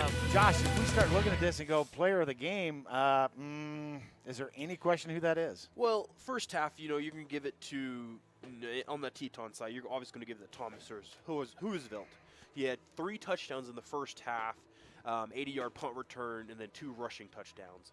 But overall, I think we're going to give it to number 19, Jack Joyce. He had 25 rush attempts, 198 yards, and 2 touchdowns. He almost had a 200-yard game on 25 carries. Yeah. In the snow. 8 yards a carry. And folks, just to let you know, we've been now in minute 6.5 of fireworks here in the snow. It's been beautiful. They turned off the lights and let us enjoy it here for a few minutes. First time ever, fireworks in the snow. I hope it's not a regular occurrence. But what a great game. Hands off to the Teton Timberwolves as they have had a great performance on their home field in the snow in what any other time you'd say is a beautiful Christmas card vignette. And Josh and I are just going to say, it's cold. Fruitland Timberwolves really putting in some effort. Man, they worked hard tonight and just coming up short. Congratulations to them on a great season and what will be a long bus ride back tomorrow, I am sure. Josh, any last words? No, I'm excited. Finally playoff time's got 2 great games tomorrow night. Yes, I'm sure we we're do. going to see this Teton team again later on in the playoffs. Absolutely. And please drive safe to Fruitland, and congrats to them on the season that they had, and I'm sure they'll come back stronger next year. Well, folks, this has been an IdahoSports.com game stream production of the 2023 Idaho High School Football Playoffs presented by the Idaho Transportation Department and Ideal, Idaho's College Savings Program. Additional coverage on IdahoSports.com is presented by Project Filter, the Idaho Department of Health and Welfare, Valley-Wide Cooperative, Next Steps Idaho, Your Health Idaho, and your local Toyota dealers. Special thanks to the Teton Athletic Director, Amy Soton-Wood. She's done a great job of keeping us as warm as possible in this wonderful snowstorm that we've had tonight. And certainly her staff here at Teton High School, this crew here inside the press box have been wonderful. Everybody here have worked well to make us feel their hospitality. So grateful for Teton High School and Amy and staff for helping get this game broadcast to you. Congratulations again to our IdahoSports.com player of the game, presented by the Idaho Transportation Department. That player of the game tonight, Jack Joyce. Again, congratulations, Jack. What a great game you had tonight. Folks, thanks again for joining us as the Teton Timberwolves have defeated the Fruitland Grizzlies by a final score of 47-14. For my broadcast partner, Josh Magoli, the ever-sick companion, and everyone else, and I do mean everyone else because there's a lot of people helping bring this broadcast to you tonight here at the IdahoSports.com broadcast facilities. My name's Tim Belknap saying thanks for being with us tonight. Join us tomorrow night on IdahoSports.com when there's lots of game stream football production. Josh and I will be at the Holt Arena bringing you the Skyline Grizzlies against the Idaho Falls Tigers, 5:30, and then at 8:15 we'll have the Pocatello Thunder against the Preston Indians. Join us for those broadcasts. We'll look to see you then. Have a great, safe evening.